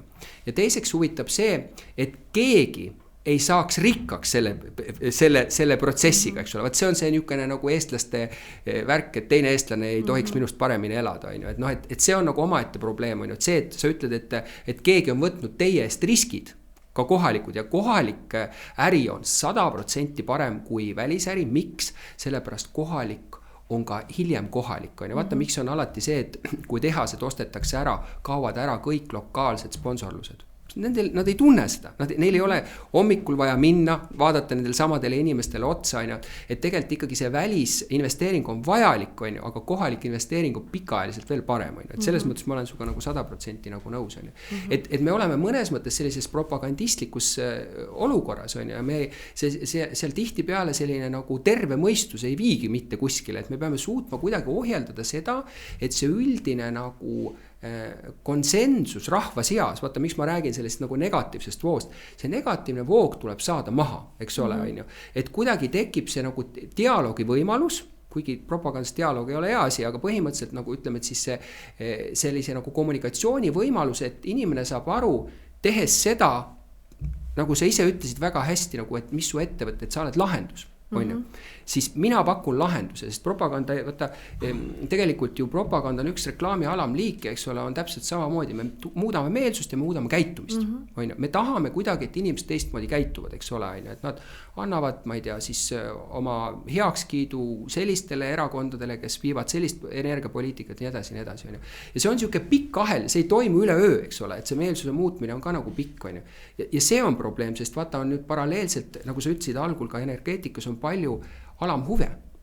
Ma tahan seda energiatüüpi, ma tahan seda energiatüüpi või ütleme, ka Alexela on ju äris, mina olen klient, ma ei tea küll miks, kuidas ma sinna sattusin, aga võib-olla sellepärast, et mul omanik oli häälega nagu tuttav, eks ole, ja kuidagi tekkis see asi omal ajal, eks ole, et eks ole, ma siiamaani kasutan bensiini, hübriidautot, eks ole, aga Tanning on bensiini, on ju, mina näen, mul on ainult üks laps, on ju, olen ka selle üle väga õnnelik, on ju, 6-aastane, kes me räägime palju, et tegelikult peaks elektriauto võtma, sellepärast, et vaata, hübriid ka sõidab vahepeal elektriga, väga mõnus on ju. Et jälle see keskkonnasõbralikkus ja selle ühest tüübist üleminek teisele, et see on nii kompleksne asi, et mõnes mõttes on mingid valmisolekut, siis jälle mõtled, et aga hübriidauto on odavam kui nagu elektriauto, kõik see komplekssus on ju. Et ma mõtlengi, et sa oled niisuguse nagu jube huvitavas valdkonnas, aga õudselt kompleksses, sest seal on nii palju nagu sisendeid, mis kogu aeg kõik muutuvad, pluss selline üldine sentiment, eks ole, mis ei toeta kõik seda muudatust, on ju, valdav osa elanikkonnast ei toeta ju seda, et lähme elektriautode peale või nii edasi. Ainult see niisugune nagu, kes on seal eesrinnas asja. No selles mõttes ongi Alexela täna turul erinebki teistest turutegijatest selle poolest, et me soovime pakkuda võimalikult lai ampluaat energiakandjad, on ju. Me ka ei oska öelda, mis on see võluvits tulevikus, aga me vähemalt nii palju oleme suutnud ära teha, et me oleme investeerinud erinevatesse lahendustesse, et siis kui see otsus või see lõppmudel on näiteks koos, on ju, siis me saamegi aru, et kuhu me siis investeerime näiteks lisaks või mis osa näiteks ära sealt tagant kukub, aga täna peab olema võimalikult lai energiakandjate valik.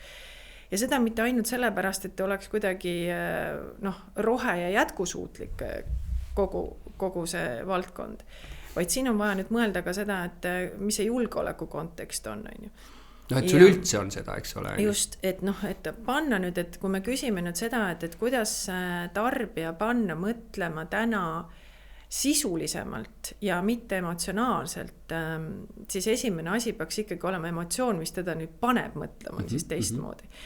Ja mina nagu tooks siin paralleeli sellele samale julgeoleku kontekstile. Või kuidagi väga lihtsalt ja väga arusaadavalt saavutasime selle, et julgeoleku kulutusi me peame hüppeliselt tõstma kiiresti ja väga suures summas. See oli nagu kõigile selge, seda on vaja teha. Minu küsimus oleks nüüd tarbijale. Aga kas teie arvates, kui päriselt, ütleme, et realiseerub see kõige mustem stsenaarium, kas teie arvates oleks tark täna teha kiiresti investeeringud ära, mis võimaldaks meil väga palju rohkem võib-olla sõjalises situatsioonis energiakandjaid siis nagu kiiresti ümber mängida? Või me täna vastandume, valime vastandumise, igasugusele tehnoloogiale öelda ei, ise sisust tegelikult lõpuni aru saamata ja me võtame selle riski, et me läheme sellisel kujul sellisesse olukorda, siis ma arvan, et kõik saavad ju aru. See ei ole mõistlik, välisühendused näiteks, et see suur sõltumine meil välisühendustest, te ju näete ise, mis praegu toimub. Et kui Eestis koha peal ei ole energiatootmist võimalikult laia profiiliga, siis see on probleem. See on tõsine probleem. Vaata, jällegi seal, miks me kaitsekulutustega hästi kiiresti nõustusime, on ju see sama asi, et muidu on see klassikaline vajaduste püramiid, eks ole. Ja see sama turvalisus on seal tavaliselt kõik, mitte turvaliselt nagu toimetulek, eks ole. On ellu jäämine. Jah, on kõige tavaliselt, et ma saan süüa, mul on peavari ja nii edasi. Ja see vabadus on tavaliselt seal tipus, on ju. Et see on, kui kõik asjad, me vabadus seal ennast arendada ja kõik su asi, on ju. Ja kui on siukene nagu, julgeoleku olukord, nagu ta praegu on sõjaolukord, eks ole, siis tegelikult meie jaoks pöördub see püramiid teistpidi. Ja seal juhtub selline asi, et me oleme nõus vabaduse nimel kartulikoori sööma. Et see sama asi, mis siis, et meil on halb või haridusele juurdepääs, tervisele, vahet ei ole, vabadus on kõige tähtsam. Ja sellepärast me oleme nõus tegema neid otsuseid ainult. Kaitsesse läheb, mis siis, et kõik muu nagu on. Et see püramiid läheb enam. Nüüd tegelikult, mida sa räägid, on nagu õige, et on toodud ja öeldud energiajulgeolek. Et see on üks osa sellest julgeolekust, on ju. Ja just kui me peaks seda ka praegu vaatama niimoodi, et ei ole vahet. Nüüd, mis on probleem, on see, et kuigi kaitsekulutused on ka nagu pika vinnaga, aga me näeme sealt nagu koheseid tegevusi, eks ole, on ju. Et tegelikult peaks ka energiaga suhteliselt kiiresti edamisi minema, aga kõikide energiakandjatega ei saa kiiresti edasi minna, see võtab ju ka tohutut planeerimist ja nii edasi. Ja siis tekib veel üks asi, on ju, et kui meil oli see sama harjutusväljak, eks ole, kus me seda Nursipalu, on ju, sellega oli ka ju see problemaatika, et kaugelt vaadatuna on, mis probleem? Makske kinni inimesed, need, kes on seal ümber, nendel on probleem, nendel on omad elud, omad mälestused, nii edasi, on ju, et võiks isegi öelda, et ükski raha ei kompenseeri seda mälestust, kui sa oled seal ümber kaotanud. Keegi tuleb su koju. Just, ja kõikide energiakandjatega on see, vaata see not in my backyard problemaatika, eks ole, et jah, meil on vaja energiat, tuulekandjat, aga mitte siia. Ja meil on Eesti pind nii väike, et meil ei ole nagu Ameerikas siukseid tühermaasid, eks ole, kuhu me võime nagu panna või kuskil mujal maades. Ja nüüd on minu meelest on suur väljakutse on see, et kui me oleme suutnud nagu ära defineerida, et tegelikult energia on üks julgeoleku viis, meil justkui ei ole probleeme, vabadust on vaja hoida, siis kuidas me saame üle sellest not in my backyard probleemist, eks ole, mis iganes taluvused, muud asjad on ju, et see on nagu minu meelest see väljakutse ja kui see suudetakse kommunikeerida hästi ära on ju ja selle tulemusena me näitame, eks ole, et mitte ainult sõltumatus on meil saavutatud, aga energia hind on ka konkurentsivõimeline ja üks on see nagu tarbija, eks ole, konkurentsivõimeline hind ja teine on ju ettevõtetele ja et meil ei saa mitte mingit majandust ju areneda, kui meil ei tule siia investeeringud ei tule, kui on meil, ma ei tea, ühed põhikomponendid, milleks on elektri üldse nagu energia hind, eks ole, on igasugune väljaspool seda, on ju. Ja sellepärast jälle ma ütlen, et ma ei kadesta sind, et sa oled siukses kohas, et sa pead nagu oma meeskonnaga mõtlema välja need teekonnad, on ju. Kuidas seda nagu, ja sa ei ole üksi, sul on nagu teisi organisatsioone ka, aga teil on ikkagi ka päeva lõpuks nagu võib-olla konkureerivad huvid tihti peale, eks ole, on ju. Ma ei tea, kuidas seda teha. No ma isegi ütlekski niimoodi, et tulen jälle tagasi siia sellele tervikvaatele või see energiamiksile on ju. Tegelikult lõppkokkuvõttes me ei ole ju konkurendid. Me oleme lihtsalt valmis nendele erinevatele energiatootmistele siis oma õla alla panema. Et nüüd kui sa ütled, et seda, et not in my backyard on ju. No aga on see õige, eks ole? See on õige, aga see on asi, mida saab tegelikult ka kommunikatsioonis võib-olla paremini ette valmistada, aga see on juba nagu selline strateegilise kommunikatsiooni on ju küsimus. Aga teine teema on see, et kui me ei ole nõus tuuleparke panema sellises koguses, aga et kuidas me siis nagu oleme mõelnud, aga mis see plaan B ja plaan C on, võt need kohad jäid nagu ära. Mis need on siis? Meil on ju erinevad võimalused. Ka näiteks, täna me ei ole üldse rääkinud ka biometaani tootmisest, mis on ju Eesti kontekstis ju ilmselgelt sotsiaalmajanduslikult ülikasulik energiatootmisviis. Ta tekitab siia kohalikku keskkonda niivõrd palju erinevat lisandväärtust, aga see ei ole üldse nagu jõudnudki avalikkusele. Öeldakse, et aga see ei ole nagu teema, aga väga kiire lahendus. Ma mõtlen nüüd niimoodi, et kui sa võtad, ettevõttes, kus sa oled, põhimõtteliselt on nagu kaks suurt liini, võtaks nagu niipidi, on ju. Üks on valitsussuhted tegelikult, eks ole, see sama asi, et saaks üldse panna ja avada silmi, et meil on erinevad nagu liigid olemas ja siin on eksperdid, kes räägivad, et pange eksperdid vastu räägib. Ja teine on avalikkus, on ju. Ja avalikkusega sa võid ju samamoodi tegelikult teha seda, et sa valmistad sisuliselt avalikkuse meelsust ette selleks, et tuleks see küsimine põhimõtteliselt selle ekspertsuse vastuselt valitsusest, eks ole, et äkki me vaataks sinna ka, on ju, et sa peaks mõnes mõttes ju tegelema selle paralleelse liiniga. Nüüd meil on vahel üks asi, et meil on seal meedia. et küsimus on selles, et kui informeeritud meedia on, eks ole, kelle poolt ta võtab ja kuidas ta nagu näeb kellegi poolt, on ju, et ta ei näeks, et kuule, sul on mingi oma agenda siin, on ju, et see ei ole seotud midagi energiajulgeolekuga, vaid see on mingi algatus, on ju, mis on hästi suur nagu väljakutse. Noh, ma ise nagu eile nagu mõtlesin seda, et me siin salvestame siis, kui meil on just valitsuse noh, võiks öelda vahetus, kuigi valitsus tagasi ei astu, eks ole, on ju, et miks meedia võttis propagandistlikult selle joone, mida tahtis valitsev erakond öelda. Valitsusremont visati välja. See on propaganda, puhas 100%. Miks ta ei võtnud, et teisi nagu sõnastusi? Vaata, et noh, et jällegi, et meedia on seal mingisuguse rolli võtnud, mida ta ei tohiks võtta. Ta peaks olema palju pehmem, sellepärast, et see on praegu nagu see lähenemine. Sellepärast ma nagu mõtlengi, et põhimõtteliselt teil on võimalik, eks ole, avalikkusele hakata tutvustama neid erinevaid nagu energiakandjate tulemusi ju mõnes mõttes, eks ole, mida see tähendab. Ja mis mulle meeldib, ma veel tahan sulle öelda, on see, et see kampaania, minu meelest siiamaani on see, et kui ma tangin, siis te istutate puid. No. Aga sa pead selle valiku ka tegema. Ja okei, see selleks, aga sa oled pakkunud lahenduse. Et isegi kui ma olen valinud mitte kõige parema teekonna, eks ole, et ma sõidan ja ma kulutan nagu seda ühist ruumi siin, on ju, midagi tehakse tagasi. Et tegelikult, kui see sama not in my backyard või kõikide nende energiaarvikatega, kas seal sa võid ju teoreetiliselt pakkuda mingi omapoolse lahenduse, eks ole. Teeme selle, noh, liik räägib sellest koormust, ma ei teagi, kuidas seda nimetatakse, et ta nagu kompenseerib seda, et sa pead taluvus. Ja. Aga noh, see ei ole see, on ju, et mingi muu asi võib-olla. Ma ei tea. Oleks see mingi variant? No, selles mõttes, et biometaani jaamu Alexela niikuinii juba täna nii-öelda opereerib, et see on lihtsalt üks asi, mida me jälle tegime ajas ette.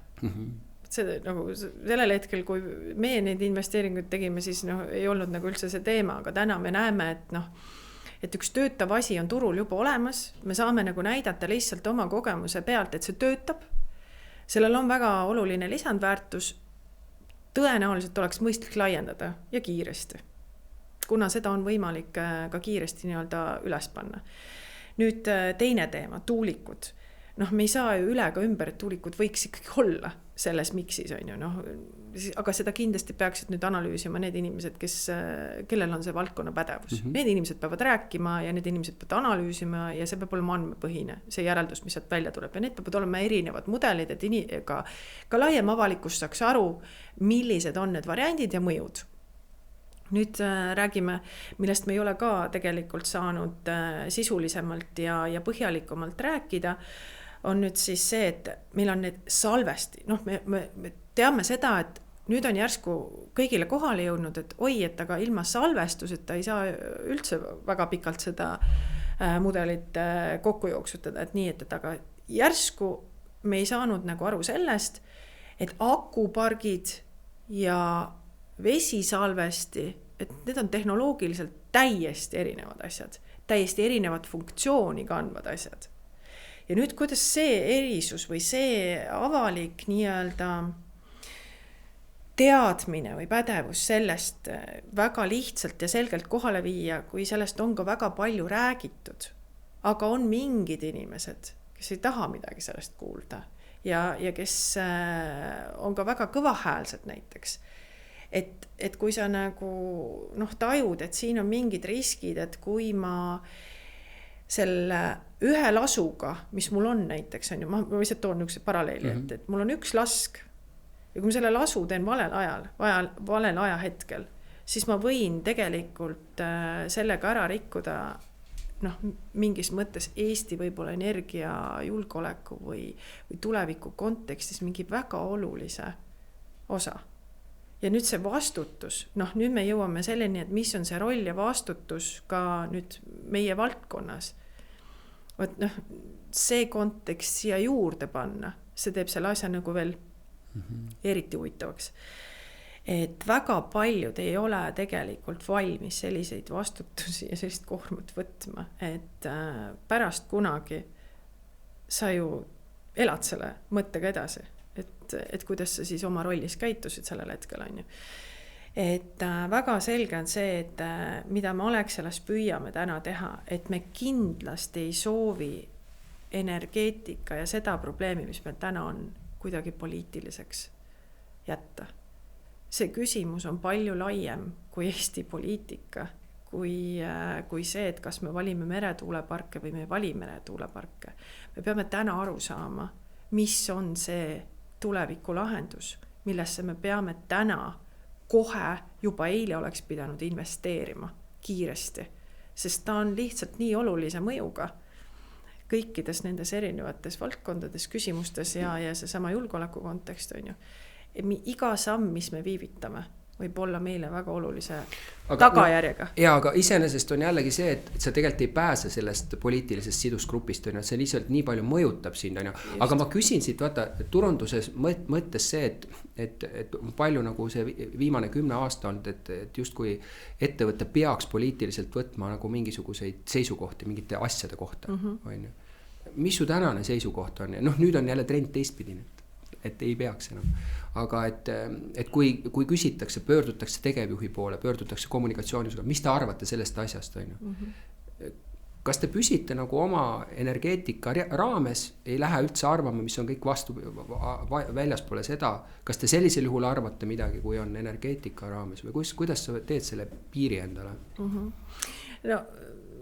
Nagu sa tähele oled pannud, siis tegelikult Alexela räägib sisuliselt igas energiat puudutavas küsimuses kaasa, ennustab, isegi teeb sellist tänamatut tööd, nagu ennustab hinda, et kuidagi tarbijal oleks lihtsam tuleviku otsuseid teha. Et see tuleb juba tootest endast, eks ole, sest te pakute ka püsipakette, eks ole, kus te niikuinii peate seda tegema. Tootest endast ei tulene see, et me peaks midagi ette väga aga te tegelete selle ju ka niikuinii, sest et see toote jaoks on see vajalik komponent. Just, aga teised turuosalised seda ei tee. Sest ennustamine on selline tänuväärt töö, et kui sa sellega mööda paned, siis võid ise arvata, mis sellele järgneb. Positiivselt, jah. Aga me üritame olla sellises rollis, et me üritame nagu see know-how, mis meil on, me üritame seda ka oma nii-öelda kliendile siis ka väärtusena anda.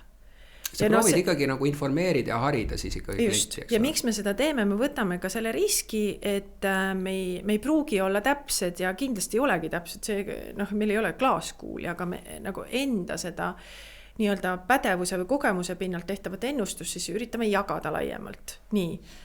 Ja see, ka me tulime ju turule targa elektriga, ma ei tea, kui palju sa sellest oled kuulnud, et tark elekter Alexela klientidele täiesti tasuta võimalus nendele inimestele, kes siis on pannud paneeli, tal on mingisugune väike salvesti olemas, on ju, ja nüüd see hetk, kui meil järsku juhtus see, et päikest paistab liiga palju ja võrku müümine, see on peale maksmine. Kuidas see investeering üldse nüüd tagurpidi tagasi pöörata? Me tulime turule kohe lahendusega, me pakkusime targa elektritoot täiesti tasuta, ta paneb su müügi kinni, sa ei pea ise mitte midagi tegema, ta ise otsustab, millal sa laed, millal sa toodad ja millal sa ostad. Ta lähtuvalt sinu tarbimisest. Sellist asja ka ükski teine turuosaline ei teinud. Milleks pakkuda oma kliendile sellist lahendust, kui sul on võimalik teenida selle pealt? Kuule, kas ma siit saan õigesti aru, et su kommunikatsioon võiks siis öelda, minu kommunikatsioon. Ma mõtlen alati, sa esindad organisatsiooni, et sinu kommunikatsioon. Et kas sinu kommunikatsioon on see, et sa proovid tarbijat teha targemaks oma energia tarbimises või? Kas see on see alus, see sisu, millest kõik nagu lähtub või? Just. Kahju, et see ei ole välja tulnud, aga see ongi meie juht nagu põhimõte see, et kuna me päriselt ka hoolime, et Eesti inimesel läheks paremini, et Eestis läheks paremini, tulevikus meil oleks paremad kaardid käes, et nagu me kuulus punane lips ütles, sul ei ole kaarte, sa ei saa rääkida. Et sellist olukorda nagu vältida ja ennetada, et teha täna mingisuguseid valikuid kuidagi targemad, siis meil on vaja seda, et ka kliendil oleks mingisugune laiem pagas, mingisugune laiem teadmine sellest valdkonnast. Me teeme ju Energiakooli podcasti, miks me kutsume sinna väga erineva vaatenurgaga inimesi. Me võib-olla ise üldse ei mõtle samamoodi nagu need inimesed, kes seal meie podcastis täna käime.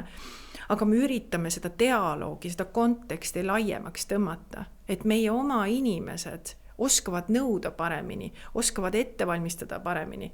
Ja siis, kui on vaja võib-olla ka mingisuguse turvalisuse kontekst natuke rohkem enda poolt panustada, et nad oleksid valmis seda tegema, sest nad saavad aru, miks see nii on. Miks see just nüüd sellel hetkel on vajalik? Aga kas sa kas sa nagu rohkem ehitad kommunikatsiooni üles nagu omatud meediale, et nendele asjadele, mida sa saad lükata, või sa ikkagi proportsionaalselt oled veel hästi palju traditsioonilises meedias, kas siis makstud või mitte, aga kogu nagu klassikalise suhtekorraldusega, kuidas sa seda nagu ampluaad enda jaoks oled lahendanud? No ütleme... Sest podcast on omatud meedia, seda sa ise juhid, eks ole? Podcasti me tegimegi, see ongi kool, energiakool on ju, see ütleb selle ära, selle sisu, mis selle mõte on. Sisu ongi see, et me tasuta nii-öelda harime tavakuulajad ja neid, kellel on huvi ja kes saaksid võib-olla rohkem siis seda sisu kätte, kui ta tavameediast saab või konkreetselt siis sotsiaalmeediast loeb või mis iganes mujalt online'ist kätte saab. Nüüd klassikaline meedia, kindlasti oluline instrument, et klassikalises meedias on vaja aeg-ajalt anda siis oma arvamust, selgitada mingisuguseid trende. Seesama postihinna kontekst, siis gaasihind turul, elektrihind, kõik see, mis praegu kõik kogu aeg muutub. Pidevalt lihtsalt. Inimene ei saa aru, kust ma kinni võtan ja mis siis on see turvaline ruum või kuhu ma siis saan nagu ehitada midagi üles enda jaoks. Kas ma peaks täna investeerima, ei peaks investeerima, kas ma võtan täna elektriauto, ostan või ei osta, võib-olla oleks tark oodata. Need kõik küsimused on inimeste peas, neid on liiga palju ja need kõik on seotud kuidagi ka oluliselt energiavaldkonnaga. Ja sellepärast ongi vaja täna olla erinevates kanalites, erinevate sihtrühmade jaoks olemas. Aga see olemas olemine ei tähenda seda, et ma räägin enda jaoks kasulikku juttu, vaid ma räägin kliendi jaoks kasulikku juttu. Ja see meie jaoks võiks tuua tagasi selle, et kui tal on valida, kumba teenusepakkujat ta võtab, siis ta väga selgelt mäletab seda, et ma võtan Alexela, sellepärast et Alexela lisaks sellele teeb ka seda minu jaoks ja see on minu jaoks oluline ja ma tahan talle tagasi anda või võimestada enda poolt teda, väärtustada teda. Et ma saan aru, et sina oled kunagi Alexela kliendiks sattunud, et tundi... Aga ma energiat ei osta teilt. Aga mis sa ostad? Eesti Energialt. Kusjuures mul on elektriküttega maja. Ja kui ma vahepeal kunagi proovisin, kas 5 aastat tagasi... Sul on fikseeritud pakett, aga 7 aastaks. Börs. Kogu aeg on börs on. Kui sul on börs, tark elekter Alexela, esimene soovitus. Jaa, aga tookord, kui ma tegin seda, vahepeal minu meelest võtsin ka ja ma ei saanud aru erisusest. Mul ei tulnud nagu erisust, et minuni see ei ole nagu jõudnud. Mul loogika oli teine, vaata nüüd ma ei ole ennast jälle, vaata tavakodanik nagu ei hari ennast pidevalt, eks ole. Et minu loogika oli väga lihtne, on ju. Tuleb source'ist osta, et see, kes nagu ise vahendab ja tähendab, kui ainult vahendab, see on alati kallim, eks ole, on ju. Kui sa ise toodad, on ju. Minu loogika oli seal, on ju. See loogika ei päde. Aga võib-olla ei päde enam, eks ole, ja samas jällegi mind samamoodi vihastavad need arved, need on jubedad, on ju, aga parem teeni ma lihtsalt küsingi, et kas need arved on jubedad sellepärast, et sa ei saa juhtida piisavalt hästi või millest see tuleb, et arved on jubedad, sest börsil tegelikult on võita väga palju. Kui sa juhid. Jah, mis mõttes ma juhin, ma tarbin nii, nagu ma tarbin, ma üldse ei vaata seda ja see on, aga... Sest tegelikult börsiga on võimalik võita. Ja, miks ma ei läinud fikseeritud paketile on see, et jällegi teades turundajana, eks ole, et keegi peab selle riski seal ära maandama, eks ole, see on maardatud ikkagi teatud marginaali, eks ole, et see on loogiline minu jaoks. Et mingi moment sa võid küll võita, aga pikas perspektiivis sa nagu ei pruugi ikkagi võita. Aga see selleks, see ei ole nagu... Börs ja tark elekter korra vaata sinna otsa. Ma tahtsin seda puudutada, et ühesõnaga sa ütled, et tegelikult sinu jaoks on nii omatud kui ka väljaspoolt siis kas, eks ole, see sama suhtekorralduslik või ka tasutud meedia on, eks ole, nagu suhteliselt mõlemad asjad on kasutuses, eks ole, et sa ei tee seal nagu ühe või teise poole peale. Tasutud meedia, kui me räägime siin sisuturundusest. Ei ütleme klassikalist nagu reklaam oma kommunikatsiooni nagu edastamine, see ei ole nagu... see minu jaoks sisuturunduse ala, et mida ma kasutan klassikalises meedias, seda me teeme ülivähe. ülivähe. Ai, ma ei mõtle, et nagu, ütleme niimoodi, sisuturundus nagu oma kanalites, mitte sisuturundusartikleid seal, see ei ole nagu, see võib olla üks mingi väga alamteema, aga noh, et sa kasutad klassikalist PR teenust, eks ole, või ise teed seda, et ajakirjanikega rääkida, siis nad teevad, pluss siis eraldiseisvana nagu klassikalist makstud meediat, eks ole, et sa lähed kampaaniatega välja, et noh, et tänapäeval ka üha rohkem võib minna, eks ole, et sa lähedki ainult oma kanalite peale ja proovid sealt kaudu, et sa seda miksi hoiad nagu laiana, jah. No see nüüd olenebki sellest tootest või teenusest, millega sa turule tuled, et kui palju on vaja seda sõnumit siis erineva sihtrühmane viia, et on tooted teenused, mis on juba kliendi pähe jõudnud. Ja seal on vaja lihtsalt näiteks seda uut pakkumist vormistada või siis personaalselt läheneda, öelda, et noh, näiteks ma sulle võikski öelda, et sa oled börsi peal on ju olnud, et noh, et vaata nüüd üle, et kas see börsi peal olek on sul nagu mõistlik olnud või siin on mingid alternatiivid veel. Aga noh, selle jaoks mina nüüd peaksingi sinuga seda makstud meedia kaudu suhtlema, sellepärast, et ma muidu sinuni lihtsalt ei jõua. Aga noh, mida me nagu kindlasti nende kampaaniate puhul teeme, on see, et me ikkagi proovime tajuda seda, et mis on selle toote või teenuse potentsiaal turul on ju hetkel, et me kindlasti kõike, noh, kuna meie teenuse portfell on väga lai, Eestis ongi kõige laiem energiateenuste portfell Alexelal, siis see on selge, et me ei kannibaliseeri ühtegi asja, et me väga selgelt valime, mis on see, mis on praegu turul see ootus ja mis sõnumit oleks vaja nüüd viia väga laiapõhjaliselt, on ju, et seal oma kanalid, makstud meedia ja siis ka need nii-öelda need muud kõrvalliinid või tegevused, mida me siis veel sinna juurde võtame. Sa kasutad partnerid ka selleks, et mingisugust sõnumeid edasi viia, vahet ei ole, mis kujul, eks ole, on ju. Ma eeldan, jah, et sa ei tee kõike oma laua pealt. Mul on turundusosakond esiteks ja mul on ka kommunikatsioonis eraldi inimene, on ju. Ja partnerid kasutame kindlasti, et me ise ei kujunda, et selleks hetkel ressurssi puudub, et nagu et kujundustöid ise teha, noh, kuna meil on tõesti palju seda tööd täna hetkel laual, siis selle jaoks on meil partner, kindlasti on meil kogu loov partnerlus ka väljaspoolt ja noh, PR sõnumid ja meediapartner. Üritused? Noh, ürituste puhul oleneb üritusest, on ju, et mõne ürituse teeme ise, aga kui on nii suurem üritus, siis kasutab partnerid ja noh, kindlasti meie väga oluline mõjur on see, et kuna Alexela sponsoreerib kultuuri, sporti, haridust, kogukondlik algatus ja nii edasi. Selle raames meil on see tuleb omanikest, sest omanikud on metseenid olnud juba algust peale. Just, noh, see ongi see, et neid huvitab see, et Eestis läks elu paremaks. Et see ei ole see, et ma ainult kogun enda kukrusse ja siis olen ise üksi õnnelik, vaid nad on aru saanud sellest, et kui ümberringi keskkond on ka õnnelik, siis on endal ka väga hea olla.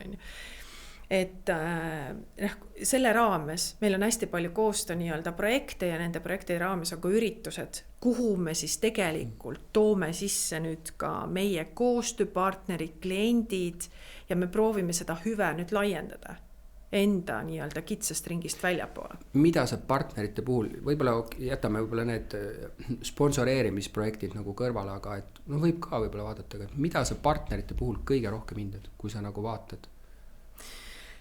Kindlasti partner saab olla partner siis, kui meil on ühine väärtusruum. Kuidas sa selle kindlaks teed? See ei ole see, et ma nüüd võtan kätte, siis võtan mingi liiduksed ja mingi küsimust ikka. See ühine väärtusruum tuleb kohe, nagu võib-olla sisuliselt esimese 5 lausega omavahelise vestluse käigus sa saad aru, et mille eest keegi seisab ja mis on see tema see päris eesmärk. Ka siis, kui see on varjatud eesmärk, see väga selgelt joonistub kiiresti välja, mis asja keegi ajab. Ja noh, teine teema on see, et selle projekti mõju sinu peas, et kuidas sa hindad, et see mõjutab siis Eesti elu või kogukondi. No see oleks kui sponsor, aga ma isegi mõtlen, kui sa näiteks valiksid, ma olen selle väärtusruumiga nõus, aga kui sa valid oma PR-i partnerit või... No täpselt sama. täpselt sama, et noh, selles mõttes, et meil peab olema sama mindset, me peame olema on the same page. Ei ole võimalik teha loovpartnerlus neid koostöid.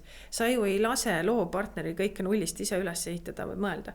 Te peate jagama seda baasvundamenti, et see loovpartner peab aru saama, et mismoodi me mõtleme, mismoodi me näeme seda, et me välja võiksime näha või mismoodi me peaks olema tajutud kliendi poolt ja mis on see nagu suurem impact või mõju, mis meie igale tegevusele tegelikult siis järgneb selle. Et see peab olema neil väga selgelt, nad peavad seda tunnetama. Kui nad seda ei tunneta, nad ju ei suuda sellisel kujul seda pakendit ka välja joonistada. Ma küsin seda, et ma eeldan, et siin puudutab Alexelana ka ESG teema, eks ole. Kuigi nüüd juba räägitakse, et äkki lükatakse mingis osas seda nagu lihtsamaks edasi, aga et... Sa mõtled aruandlust ja, siis? No tegelikult ütleme, et siis mitte ainult, selle taga ei ole ainult aruandlus, see on kogu viis, kuidas sa mingid asju teed. Sa võid seda käsitleda kui aruandlusena, aga ka viisina on ju. Kas sa eeldad, rääkides seda partnerite nagu laiemat, kuidas nad mingit asjadest suhtuvad, et nad ka võtaksid mingit osa sellest ESG-st nagu reaalselt oma äris kasutusele või? Sest ta on üks osa teie nagu partnervõrgustikust, eks ole.